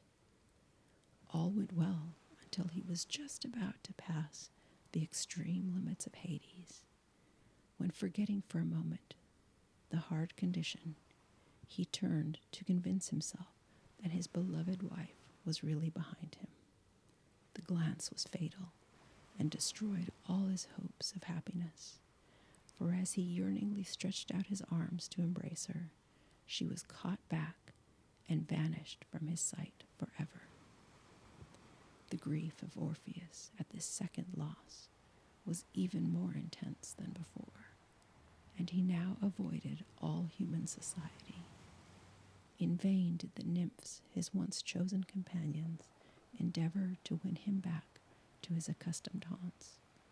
Their power to charm was gone, and music was now his sole consolation. He wandered forth alone, choosing the wildest and most secluded paths, and the hills and vales resounded with his pathetic melodies. At last, he happened to cross the path of some Thracian women who were performing in the wild rites of Dionysus, and in their mad fury at his refusing to join them, they furiously attacked him and tore him in pieces. In pity for his unhappy fate, the Muses collected his remains, which they buried at the foot of Mount Olympus, and the nightingale warbled a funeral dirge over his grave. His head was thrown into the river Hebrus, and as it floated down the stream, the lips continued to murmur the beloved name of Eurydice.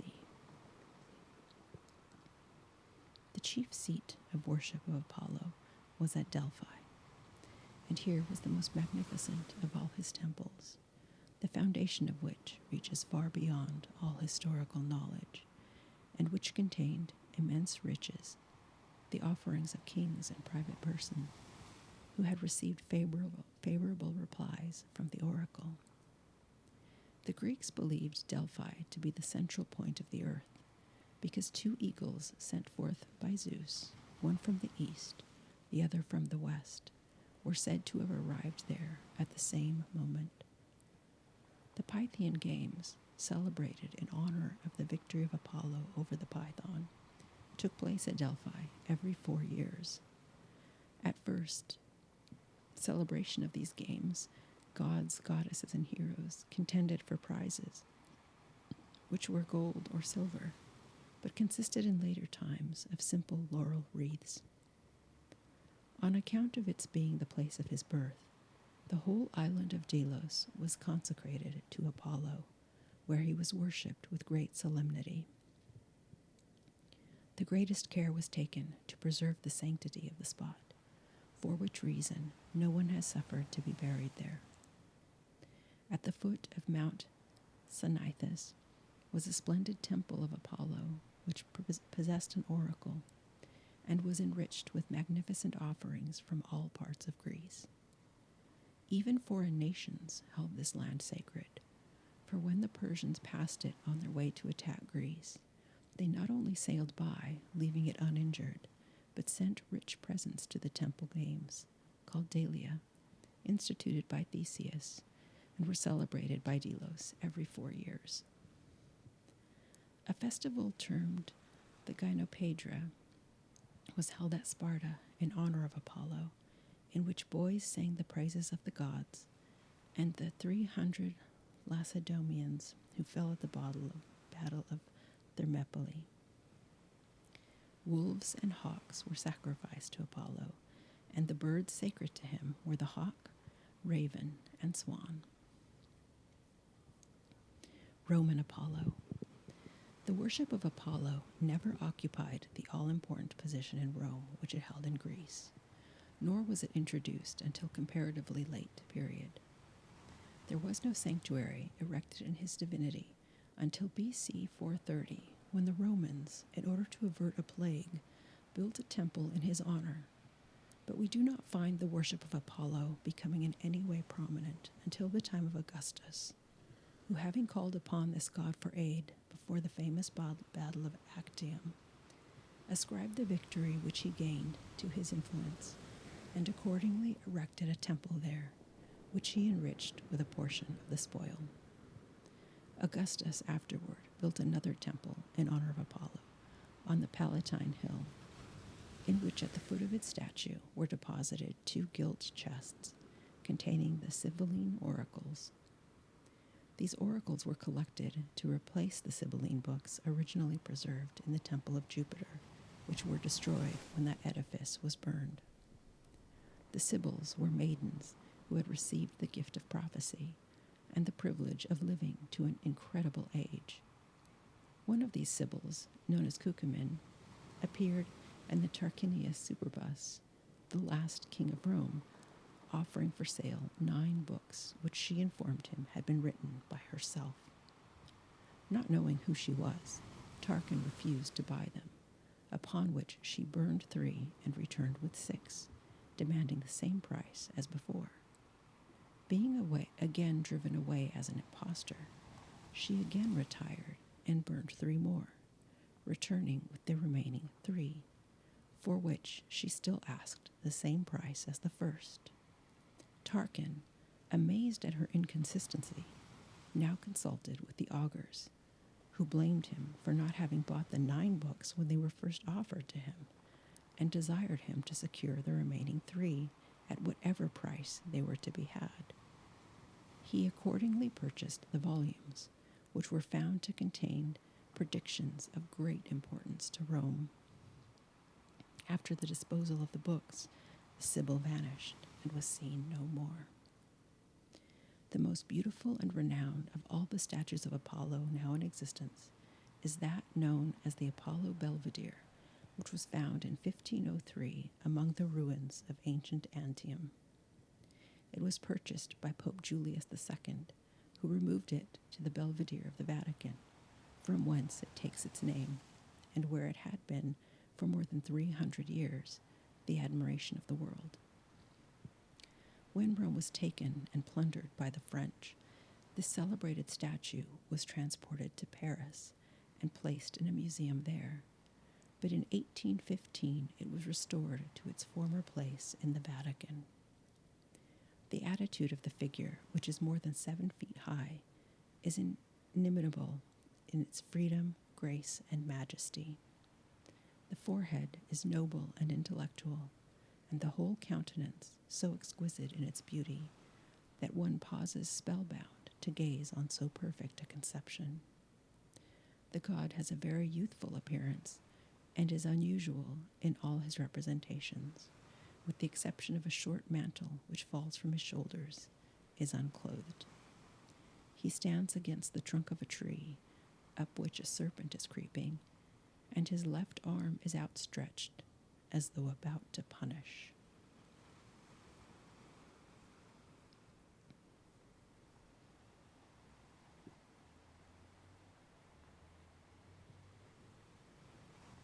Hecate. Hecate would appear to have been originally a moon goddess worshipped by the Thracians. She became confounded and eventually identified with Selene and Persephone, and is one of those divinities of whom the ancients had various conflicting accounts. Hecate was the daughter of Perses and gold-wreathed Astrea, and her sway extended over earth, heaven, and hell, for which reason she is represented in works of art as a triple divinity, having 3 female bodies, all young and beautiful and united together. In later times, when this divinity becomes identified with Persephone, she is supposed to inhabit the lower world as a malignant deity, and henceforth it is the gloomy, awe-inspiring side of her character which alone develops itself. She now presides over all practices connected with witchcraft and enchantments, haunts, sepulchres, and the point where the roads cross, lonely spots where murders have been committed. She is supposed to be connected with the appearance of ghosts and specters, to possess unlimited influence over the powers of the lower world, and to be able to lay to rest unearthly apparitions by her magic spells and incantations. Hecate appears as a gigantic woman bearing a torch and sword. Her feet and hair are formed of snakes, and her passage is accompanied by voices of thunder, weird shrieks and yells, and the deep baying and howling of dogs. Her favor was propitiated by offerings and sacrifices, principally consisting of black lambs. Her festivals were celebrated at night by torchlight, when these animals were offered to her, accompanied by many peculiar ceremonies. These ceremonies were carried out with the minutest attention to detail, as it was believed that the omission of the slightest particular would afford to her ministers, the evil spirits of the lower world who hovered around the worshippers, an opportunity for entering among them and exerting their baneful influence. At the end of every month, food was placed wherever 2 roads meet, in readiness for her and other malignant divinities.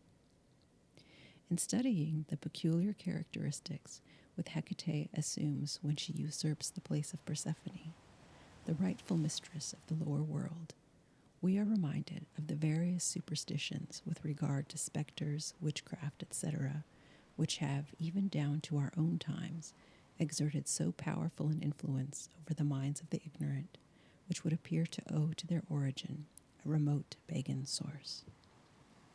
Selene. Just as Helios personified the sun, so his sister Selene represented the moon, and was supposed to drive her chariot across the sky, whilst her brother was reposing after the toils of the day. When the shades of evening began to enfold the earth, the 2 milk-white steeds of Selene rose out of the mysterious depths of Oceanus, seated in a silvery chariot and accompanied by her daughter Herse. The goddess of the dew appeared behind the mild and gentle Queen of Night, with a crescent on her fair brow, a gauzy veil flowing behind, and a lighted torch in her hand. Selene greatly admired a beautiful young shepherd named Endymion, to whom Zeus had accorded the privilege of eternal youth, combined with the faculty of sleeping whenever he desired, and as long as he wished. Seeing this lovely youth fast asleep on Mount Latmus, Selene was so struck with his beauty that she came down every night from heaven to watch over and protect him. Artemis. Artemis was worshipped by the Greeks under various appellations. to each of which belonged special characteristics. Thus, she is known as the Arcadian, Ephesian, and Baronian Artemis, but also as Selene Artemis. And in order to fully comprehend the worship of this divinity, we must consider her under each aspect. Arcadian Artemis. The Arcadian Artemis, the real Artemis of the Greeks, was the daughter of Zeus and Leto, the twin sister of Apollo. She was the goddess of hunting and chastity, and having obtained from her father permission to lead a life of celibacy, she ever remained a maiden divinity. Artemis is the feminine counterpart of her brother, the glorious god of light, and like him, she deals out destruction and sudden death to men and animals, and she is also able to alleviate suffering and cure diseases. Like Apollo also, she is skilled in the use of a bow, but in a far more eminent degree, for the character of Artemis, who devoted herself to the chase with passionate ardor, this becomes an all-distinguishing feature. Armed with her bow and quiver, and attended by her train of huntresses, who were nymphs of the woods and springs, she roamed over the mountains in pursuit of her favorite exercise, destroying in her course the wild animals of the forest. When the chase was ended, Artemis and her maidens loved to assemble in a shady grove or on the banks of a favorite stream, where they joined in the merry song or graceful dance and made the hills resound with their joyous shouts. As a type of purity and chastity, Artemis was especially venerated by young maidens who, before marrying, sacrificed their hair to her. She was also the patroness of those who vowed celibacy and punished severely any infringement of their obligation. The huntress goddess is represented as being a head taller than her attendant nymphs, and always appears as a youthful and slender maiden. Her features are beautiful, but wanting in gentleness of expression. Her hair is gathered negligently into a knot at the back of her well-shaped head, and her figure, although somewhat masculine, is most graceful in its attitude and proportions. The short robe she wears leaves her limbs free for the exercise of the chase, her devotion to which is indicated by the quiver which is hung over her shoulder and the bow which she bears in her hand. There are many famous statues of this divinity, but the most celebrated is that known as the Diana of Versailles, now in the Louvre, which forms a not unworthy companion to the Apollo Belvedere of the Vatican. In this statue, the goddess appears in the act of rescuing a hunted deer from its pursuers, on whom she is turning with angry mien. One hand is laid protectively on the head of the stag, whilst the other she draws an arrow from the quiver which hangs over her shoulder. Her attributes are the bow, quiver, and spear. The animals sacred to her are the hind, dog, bear, and wild boar. Artemis promptly resented any disregard or neglect of her worship. A remarkable instance of this is shown in the story of the Caledonian boar hunt, which is as follows. Oeneus, king of the Caledon in Aetolia, had incurred the displeasure of Artemis by neglecting to include her in a general sacrifice to the gods, which he had offered up, out of gratitude for a bountiful harvest. The goddess, enraged at this neglect, sent a wild boar of extraordinary size and prodigious strength, which destroyed the sprouting grain, laid waste to the fields, and threatened the inhabitants with famine and death.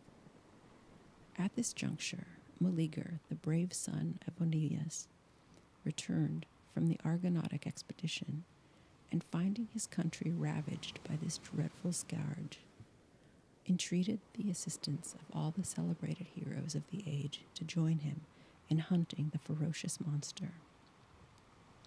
Among the most famous of those who responded to his call were Jason, Castor and Pollux, Idas and Lynceus, Peleus, Telamon, Admetus, Pirithous, and Theseus.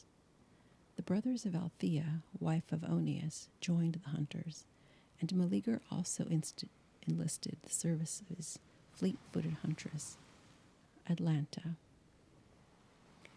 The father of this maiden was Shonius, an Arcadian, who was disappointed at the birth of a daughter when he particularly desired a son, and he had exposed her on the Parthenian hill, where he left her to perish. Here she was nursed by a she-bear, and at last found by some hunters, who reared her and gave her the name of Atalanta. As the maiden grew up, she became an ardent lover of the chase, and was alike distinguished for her beauty and courage.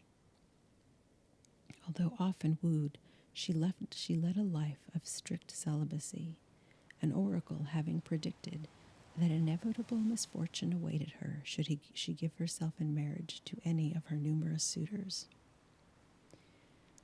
Many of the heroes objected to hunt in company with the maiden, but Meleager, who loved Atalanta, overcame their opposition, and the valiant band set out on their expedition. Atalanta was the first to wound the boar with her spear, but not before two of the heroes had met their death from his fierce tusks. After a long and desperate encounter, Meleager succeeded in killing the monster and presented the head and hide to Atalanta as trophies of the victory. The uncles of Meleager, however, forcibly took the hide from the maiden, claiming it was their right to the spoil as next of kin, if Meleager resigned it. Artemis, whose anger was still unappeased, caused a violent quarrel to arise between uncles and nephew, and in the struggle which ensued, Meleager killed his mother's brothers, and then restored the hide to Atalanta. When Althea beheld the dead bodies of the slain heroes, her grief and anger knew no bounds. She swore to revenge the death of her brothers on her own son, and unfortunately for him, the instrument of vengeance lay ready at her hand. For the birth of Meleager, the Moirae, or Fates, had entered the house of Oeneus, and pointing to a piece of wood then burning on the hearth, declared that as soon as it was consumed, the babe would surely die. On hearing this, Althea seized the brand, laid it up carefully in a chest, and henceforth preserved it as her most precious possession. But now, love for her son, giving place to the resentment she felt against the murder of her brothers, she threw the fatal brand into the devouring flames. As it consumed, the vigor of Meleager wasted away, and when it was reduced to ashes, he expired. Repenting too late the terrible effects of her rash deed, Althea, in remorse and despair, took her own life. The news of the courage and intrepidity displayed by Atalanta in the famous boar hunt being carried to the ears of her father caused him to acknowledge his long-lost child. Urged by him to choose one of her numerous suitors, she consented to do so, but made it a condition that he alone, who would outstrip her in the race, should become her husband, whilst those she defeated should be put to death by her with the lance which she bore in her hand. Thus many suitors perished, for the maiden was unequaled for swiftness of foot. But at last a beautiful youth named Hippomenes, who had vainly endeavored to win her love by his assiduous attentions in the chase, ventured to enter the fatal list. Knowing that only by stratagem could he hope to be successful, he obtained, by the help of Aphrodite, 3 golden apples from the garden of the Hesperides, which he threw down at intervals during the course. Atalanta, secure of victory, stooped to pick up the tempting fruit, and in the meantime Hippomenes arrived at the goal. He became the husband of the lovely Atalanta, but forgot in his newly found happiness the gratitude which he owed to Aphrodite, and the goddess withdrew her favor from the pair. Not long after, the prediction which foretold misfortune to Atalanta in the event of her marriage was verified, for she and her husband, having strayed unsanctioned into a sacred grove of Zeus, were both transformed into lions. The trophies of the ever-memorable boar hunt had been carried by Atalantia into Arcadia, and for many centuries the identical hide and enormous tusks of the Caledonian boar hung in the temple of Athena at Tega. The tusks were afterward conveyed to Rome and shown there among other curiosities. A forcible instance of the manner in which Artemis resented any intrusion on her retirement is seen in the fate which befell her famous hunter, Actaeon, who, happening one day to see Artemis and her attendants bathing, imprudently ventured to approach the spot. The goddess, incensed at his audacity, sprinkled him with water and transformed him into a stag, whereupon he was torn in pieces and devoured by his own dogs. Ephesian Artemis. The Ephesian Artemis, known to us as Diana of the Ephesians, was a very ancient Asiatic divinity of Persian origin called Metra, whose worship the Greek colonists found already established when they first settled in Asia Minor, and whom they identified with their own Greek Artemis, although she really possessed but one single attribute in common with their home deity. Metra was a twofold divinity and represented, in one phase of her character, all-pervading love, and in the other, she was the light of heaven. And as Artemis, in her character as Selene, was the only Greek female divinity who represented celestial light, the Greek settlers, according to their custom of fusing foreign deities into their own, seized at once upon this point of resemblance, and decided that Metra should be henceforth regarded as identical with Artemis. In her character was the love which pervades all nature and permeates everywhere. They believed her also to be present in the mysterious realm of shades, where she exercised her benign sway, replacing to a certain extent that ancient divinity Hecate, and partly usurping this place of Persephone as mistress of the lower world. Thus they believed that it was she who permitted the spirits of the departed to revisit the earth in order to communicate with those they loved and to give them timely warning of upcoming evil. In fact, this great, mighty, and omnipresent power of love, as embodied in the Ephesian Artemis, was believed by the great thinkers of old to be the ruling spirit of the universe, and it was to her influence that all the mysterious and beneficent workings of nature were ascribed. There was a magnificent temple erected to this divinity at Ephesus, a city of Asia Minor, which was ranked among the 7 wonders of the world and was unequaled in beauty and grandeur. The interior of this edifice was adorned with statues and paintings and contained 127 columns, 60 feet in height, each column having been placed there by a different king. The wealth deposited in this temple was enormous, and the goddess was here worshipped with particular awe and solemnity. In the interior of the edifice stood a statue of her, formed of ebony, with lions on her arms and turrets on her head, whilst a number of breasts indicated the fruitfulness of the earth and of nature. Ctesiphon was the principal architect of this world-renowned structure, which, however, was not entirely completed until 220 years after the foundation stone was laid. But the labor of centuries was destroyed in a single night, for a man called Herostratus, seized with the insane desire of making his name famous to all succeeding generations, set fire to it and completely destroyed it. So great was the indignation and sorrow of the Ephesians at this calamity that they enacted a law forbidding the incendiary's name to be mentioned, thereby, however, defeating their own object. For thus the name of Herostratus has been handed down to posterity and will live as long as the memory of the famous temple of Ephesius. Baronian Artemis. In ancient times, the country which we now call the Crimea was known by the name of the Taurica Tirosias.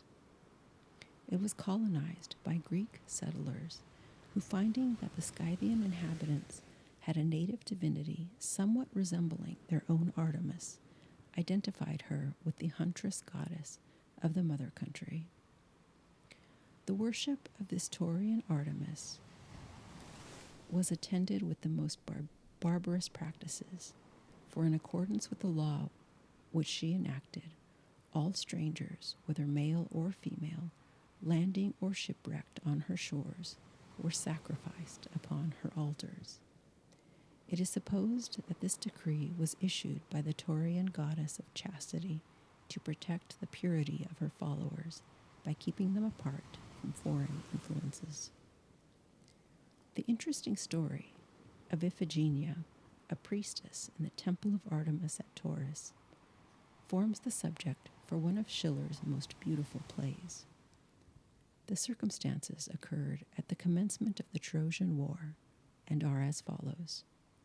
The fleet, collected by the Greeks for the siege of Troy, had assembled at Aulis in Boeotia and was about to set sail, when Agamemnon, the commander-in-chief, had the misfortune to kill accidentally a stag which was grazing in a grove sacred to Artemis.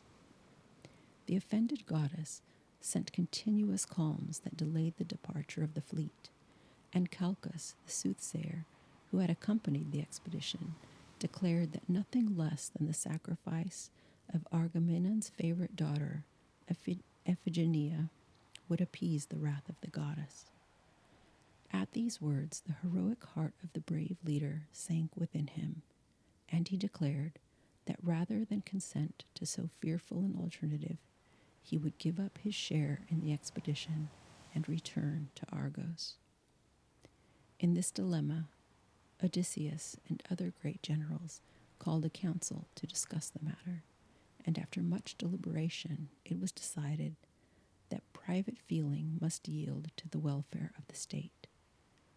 For a long time, the unhappy Agamemnon turned a deaf ear to their arguments, but at last they succeeded in persuading him that it was his duty to make the sacrifice.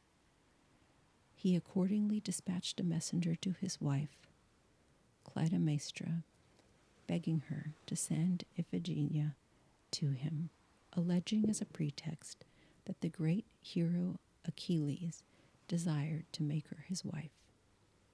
Rejoicing at the brilliant destiny which awaited their beautiful daughter, the fond mother at once obeyed the command and sent her to Aulis. When the maiden arrived at her destination and discovered to her horror the dreadful fate which awaited her, she threw herself in an agony of grief at her father's feet, and with sobs and tears entreated him to have mercy on her and spare her young life.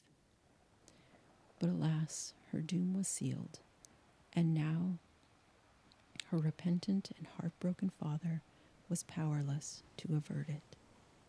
The unfortunate victim was bound to the altar, and already the fatal knife was raised to deal a death blow, when suddenly Iphigenia disappeared from view, and in her place on the altar lay a beautiful deer ready to be sacrificed.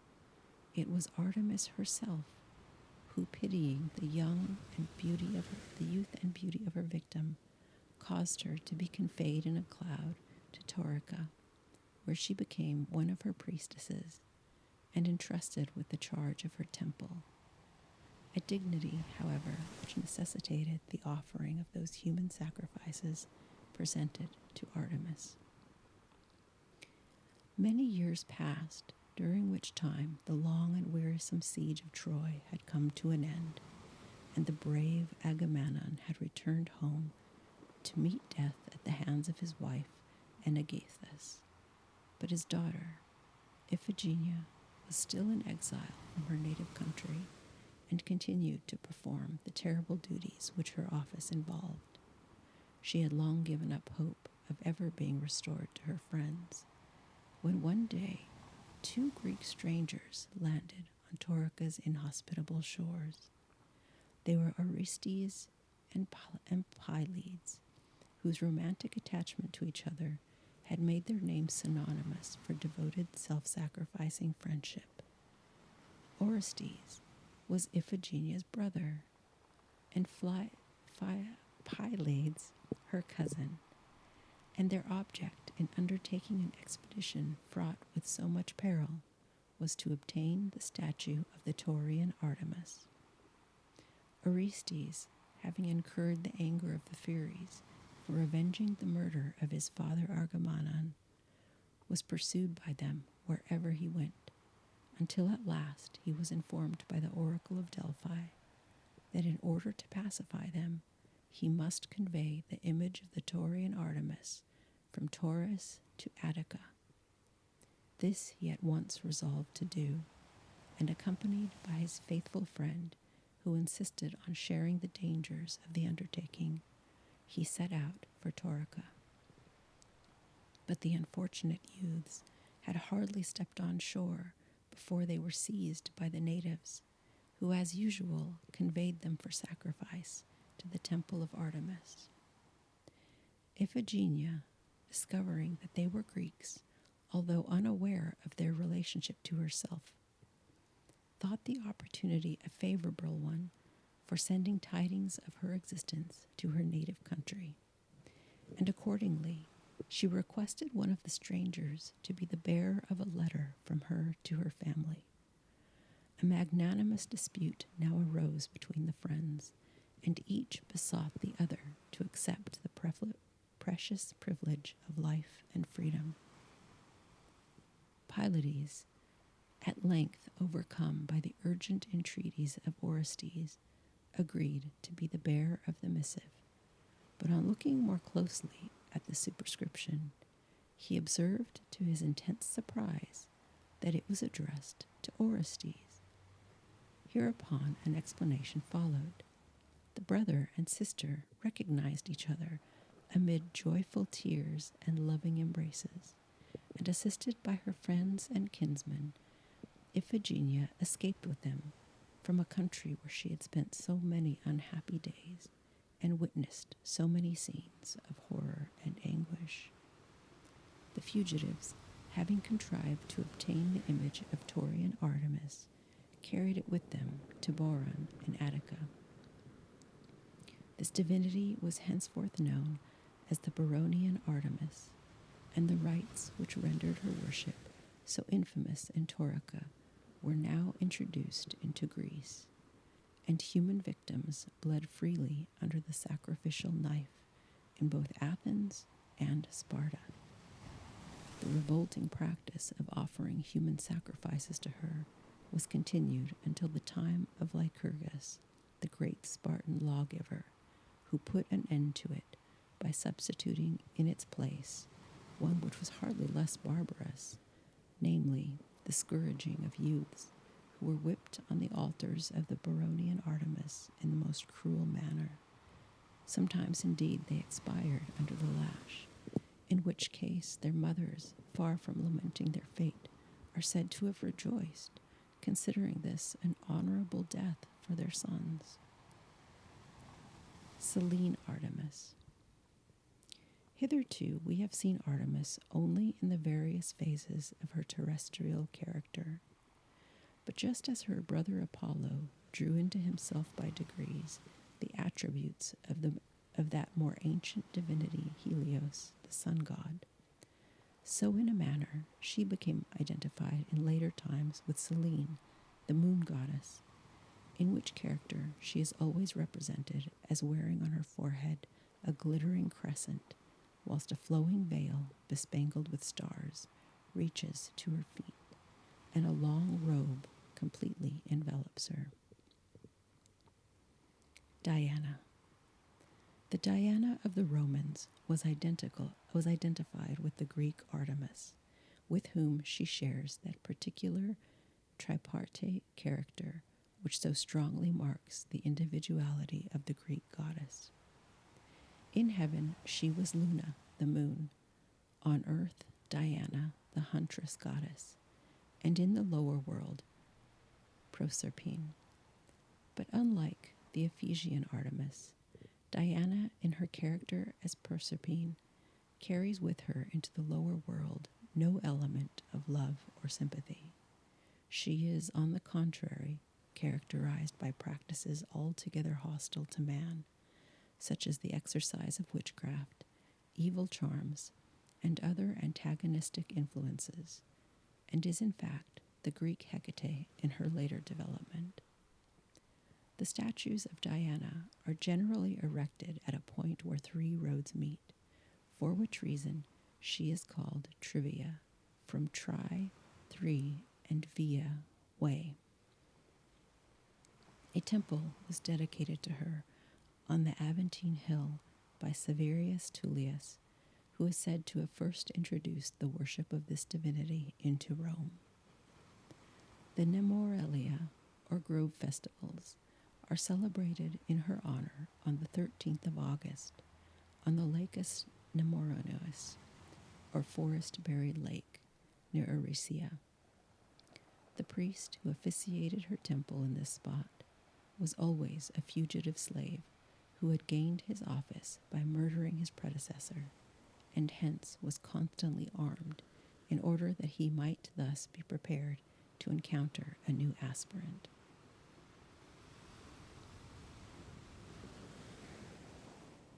Hephaestus. Hephaestus, the son of Zeus and Hera, was the god of fire in its beneficial aspect, and the presiding deity over all workmanship accompanied by means of this useful element. He was universally honored, not only as the god of all mechanical arts, but also as a house and hearth divinity who exercised a beneficial influence on civilized society in general. Unlike the other Greek divinities, he was ugly and deformed, being awkward in his movements and limping in his gait.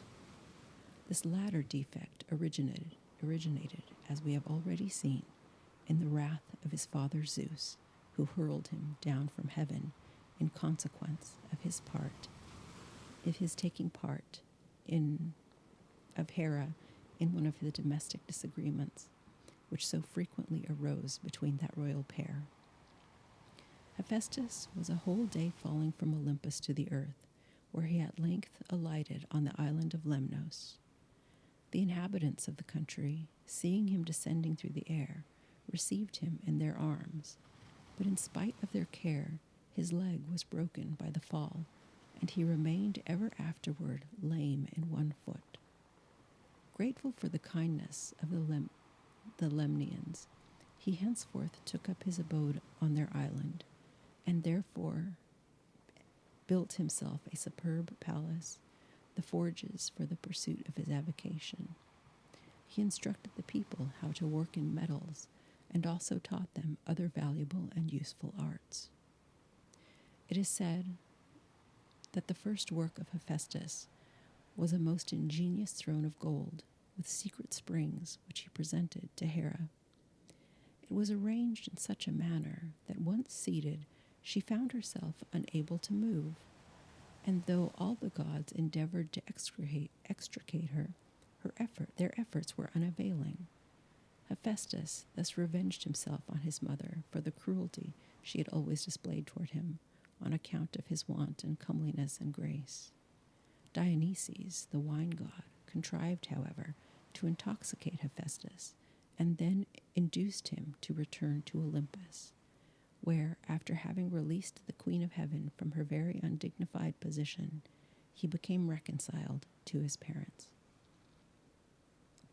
He now built for himself a glorious palace on Olympus of shining gold, and made for the other deities those magnificent edifices which they inhabited.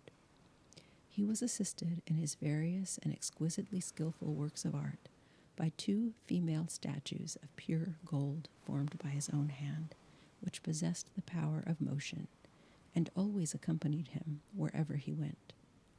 With the assistance of the Cyclops, he forged for Zeus his wonderful thunderbolts, thus investing his mighty father with a new power of terrible import. Zeus testified his appreciation of this precious gift by bestowing upon Hephaestus the beautiful Aphrodite in marriage. But this was a questionable boon, for the lovely Aphrodite, who was the personification of all grace and beauty, felt no affection for her ungainly and unattractive spouse, and amused herself by ridiculing his awkward movements and unsightly person. On one occasion especially, when Hephaestus good-naturedly took upon himself the office of cupbearer to the gods, his hobbling gait and extreme awkwardness created the greatest mirth among the Celestials, in which his disloyal partner was the first to join with unconcealed merriment. Aphrodite greatly preferred Ares to her husband, and this preference naturally gave rise to much jealousy on the part of Hephaestus and caused them great unhappiness. Hephaestus appears to have been an indispensable member of the Olympic assembly, where he plays the part of smith, armorer, chariot builder, etc. As already mentioned, he constructed the palaces where the gods resided, fashioned the golden shoes which they trod their air or water, and built for them their wonderful chariots. They shod with brass horses of celestial breed, which conveyed these glittering equipages over land and sea. He also made the tripods, which moved of themselves in and out of the celestial halls, formed for Zeus the far-famed Aegis, and erected the magnificent palace of the sun. He also created the brazen-footed bulls of Deities, which breathed flames from their nostrils and sent forth clouds of smoke, filling the air with their roaring. Among his most renowned works of art for the use of mortals were the armor of Achilles and Aeneas, the beautiful necklace of Harmonia, and the crown of Ariadne. But his masterpiece was Pandora, of whom a detailed account has already been given. There was a temple on Mount Etna erected in his honor, which none but the pure and virtuous were permitted to enter. The entrance to this temple was guarded by dogs, which possessed the extraordinary faculty of being able to discriminate between the righteous and the unrighteous, fawning upon and caressing the good, while they rushed upon all evildoers and drove them away. Hephaestus is usually represented as a powerful, brawny, and very muscular man of middle height and mature age. His strong, uplifted arm is raised in the act of striking the anvil with a hammer, which he holds in one hand, whilst in the other he is turning a thunderbolt, which an eagle beside him is waiting to carry to Zeus. The principal seat of his worship was the island of Lemnos, where he was regarded with peculiar veneration. Vulcan. The Roman Vulcan was merely an incorporation from Greece, which never at any time took firm root in Rome, nor entered largely into the actual life and sympathies of the nation, his worship being unattended by the devotional feeling and enthusiasm which characterized the religious rites of other deities. He still, however, retained in Rome his Greek attributes as god of fire and unrivaled master of the art of working with metals. He was ranked among the 12 gods of the Olympians, whose gilded statues were arranged consecutively along the forum. His Roman name, Vulcan, would seem to indicate a connection with the first great metalworking artificer of biblical history, Tubal-Cain. Poseidon. Poseidon was the king of Kronos and Rhea and the brother of Zeus. He was the god of sea, more particularly of the Mediterranean, and like the element over which he presided, was of a variable disposition, now violently agitated and now calm and placid, for which reason he is sometimes represented by the poets as quiet and composed, and others as disturbed and angry. In the earliest ages of Greek mythology, he merely symbolized the watery element, but in later times, as navigation and intercourse with other nations engendered greater traffic by sea, Poseidon gained an importance and came to be regarded as a distinct divinity, holding indisputable dominion over the sea and over all the sea divinities who acknowledged him as their sovereign ruler. He possessed the power of causing at will mighty and destructive tempests, in which the billows rise mountains high, the wind becomes a hurricane, land and sea being enveloped in thick mists, whilst destruction assails the unfortunate mariners exposed to their fury. On the other hand, his alone was the power of stilling the angry waves, of soothing the troubled waters, and granting safe voyagers to mariners. For this reason, Poseidon has always been invoked and propitiated by a libation before a voyage was undertaken, and sacrifices and thanksgivings were gratefully offered to him after a safe and prosperous journey by sea. The symbol of his power was the fisherman's fork or trident, by means of which he produced earthquakes, raised up islands from the bottom of the sea, and caused wells to spring forth out of the earth. Poseidon was essentially the presiding deity over fishermen, and was on that account more particularly worshipped and revered in countries bordering on the seacoast, where fish naturally formed a staple commodity of trade. He was supposed to vent his displeasure by sending disastrous inundations, which completely destroyed whole countries, and were usually accompanied by terrible marine monsters, who swallowed up and devoured those whom the floods had spared.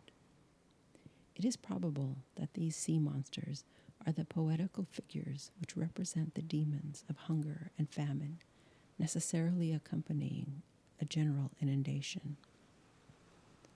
Poseidon is generally represented as resembling his brother Zeus in features, height, and general aspect, but we miss in the countenance of the sea god the kindness and benignity which so pleasingly distinguish his mighty brother.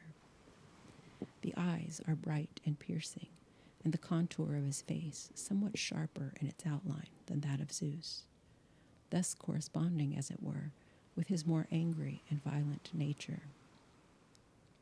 His hair waves in dark, disorderly masses over his shoulders. His chest is broad, and his frame powerful and stalwart. He wears short, curling beard and a band around his head. He usually appears standing erect in a graceful shelled chariot, drawn by hippocamps or seahorses, with golden manes and brazen hoofs, who bound over the dancing waves with such wonderful swiftness that the chariot scarcely touches the water. The monsters of the deep, acknowledging their mighty lord, gambol playfully around him, whilst the sea joyfully smooths a path for the passage of its all-powerful ruler. He inhabited a beautiful palace at the bottom of the sea, at Aegea and Euboea, but also possessed a royal residence on Mount Olympus, which, however, he only visited when his presence was required at the council of the gods. His wonderful palace beneath the waters was of vast extent, and its lofty and capacious halls thousands of his followers could assemble. The exterior of the building was a bright gold, with a continual wash of waters preserved untarnished, and in the interior lofty and graceful columns supported a gleaming dome. Everywhere fountains of glistening silvery water played. Everywhere groves and arbors of feathery-leaved sea plants appeared, whilst rocks of pure crystal glistened with all the varied colors of the rainbow. Some of the paths were strewn with sparkling white sand, interspersed with jewels, pearls, and amber. This delightful abode was surrounded on all sides by wide fields, where there were whole groves of dark purple coralline and tufts of beautiful scarlet-leaved plants, and sea anemones of every tint. Here grew bright pink seaweeds, mosses of all hues and shades, and tall grasses, which growing upward formed emerald caves and grottos such as the Nereides love, whilst fish and various kinds playfully darted in and out, in the full enjoyment of their native element. Nor was illumination wanting in this fairy-like region, which at night was lit up by glowworms of the deep. But although Poseidon ruled with absolute power over the ocean and its inhabitants, he nevertheless bowed submissively to the will of the great ruler of Olympus, and appeared at all times desirous of conciliating him. We find him coming to his aid when emergency demanded, and frequently rendering him valuable assistance against his opponents. At the time when Zeus was harassed by the attacks of the giants, he proved himself a most powerful ally, engaging in single combat with hideous giant named Polybotes, who he followed over the sea and at last succeeded in destroying by hurling him upon the island of Cos. These amicable relations between the brothers were, however, sometimes interrupted. Thus, for instance, upon one occasion, Poseidon joined Hera and Athena in a secret conspiracy to seize upon the ruler of heaven, place him in fetters, and deprive him of sovereign power. The conspiracy being thus discovered, Hera was the chief instigator of this sacrilegious attempt on the divine person of Zeus, was severely chastised and even beaten by her enraged spouse as a punishment for her rebellion and treachery. Poseidon was condemned for the space of a whole year to forego his dominion over the sea, and it was at that time, in conjunction with Apollo, he built for Laomedon the walls of Troy. Poseidon married a sea nymph named Amphitrite, whom he wooed under the form of a dolphin. She afterwards became jealous of a beautiful maiden called Scylla, who was beloved by Poseidon, and in order to revenge herself, she threw some herbs into a well where Scylla was bathing, which had the effect of metamorphosing her into a monster of terrible aspect, having 12 feet, 6 heads with 6 long necks, and a voice which resembled the bark of a dog. This awful monster is said to have inhabited a cave at the very great height of the famous rock which still bears her name, and was supposed to swoop down from her rocky eminence upon every ship that passed, and with each of her 6 heads secure a victim. Amphitrite is often represented assisting Poseidon in attaching the seahorses to his chariot. The Cyclops, who have already alluded to in the history of Cronus, were the sons of Poseidon and Amphitrite. They were a wild race of gigantic growth, similar in their nature to the earth-born giants, and had only one eye in the middle of their foreheads. They led a lawless life, possessing neither social manners nor fear of the gods, and were the workmen of Hephaestus, whose workshop was supposed to be in the heart of the volcanic mountain Etna. Here we have another striking instance of the manner in which the Greeks personified the powers of nature, which they saw in active operation around them. They beheld with awe, mingled with astonishment, the fire, stones, and ashes which poured from earth, from the summit of this and other volcanic mountains, and with their vivacity of imagination found a solution to the mystery in the supposition that the fire god must be busy at work with his men in the depths of the earth, and that the mighty flames which they beheld issued in this manner from his subterranean forge. The chief representation of the Cyclops was the man-eating monster Polyphemus, described by Homer as having been blinded and outwitted by Odysseus. This monster fell in love with a beautiful nymph called Galatea, but as may be supposed, his addresses were not acceptable to the fair maiden, who rejected them in favor of a young youth named Acis, upon which Polyphemus, with his usual barbarity, destroyed the life of his rival by throwing him upon a gigantic rock. The blood of the murdered Acis, gushing out of the rock, formed a stream which still bears his name. Triton, Rhoda, and Benthesime were the children of Poseidon and Amphitrite.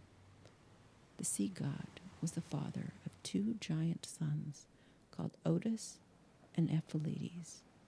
When only 9 years old, they were said to be 27 cubits in height and 9 in breadth. These youthful giants were as rebellious as they were powerful, even presuming to threaten the gods themselves with hostilities.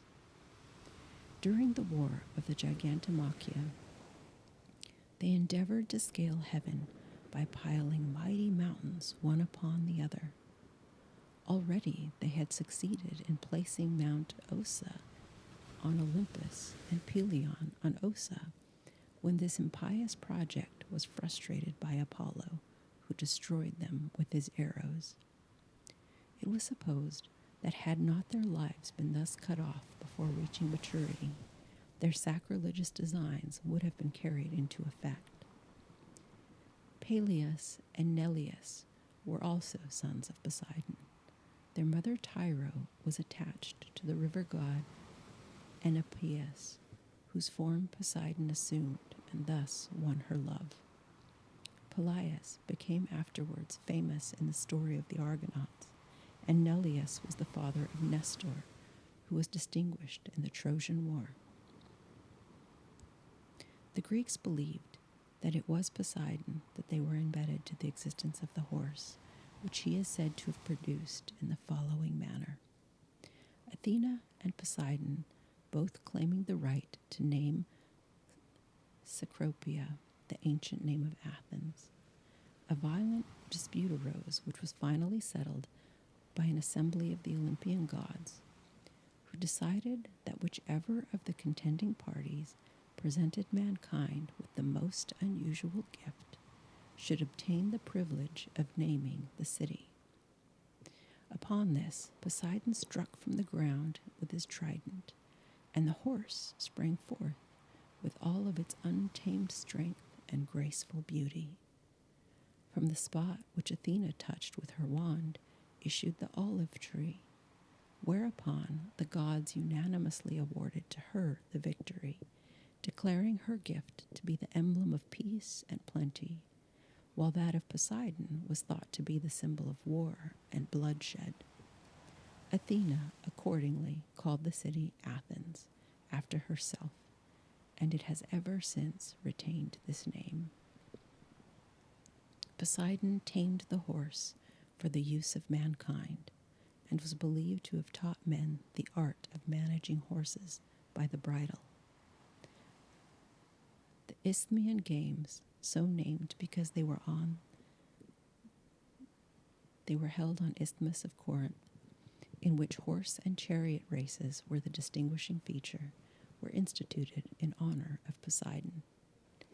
He was more specially worshipped in the Peloponnesus, although universally revered throughout Greece and in the south of Italy. His sacrifices were generally black and white bulls, also wild boars and rams. His usual attributes are the trident, horse, and dolphin. In some parts of Greece, this divinity was identified with the sea god Nereus, for which reason the Nereides, or daughters of Nereus, are represented as accompanying him. Neptune. The Romans worshipped Poseidon under the name Neptune and invested him with all the attributes which belonged to the Greek divinity. The Roman commanders never undertook any naval expedition without propitiating Neptune with a sacrifice. His temple at Rome was in the Campus Martius, and the festivals commemorated in his honor were called Neptunalia. Thank you for joining us at Nightfall Sleep Radio. We hope you've enjoyed this section of our journey with E.M. Berens. Please subscribe to hear the next episode and to explore the full series. The playlist is linked in the description. Until next time, rest easy and have a good night.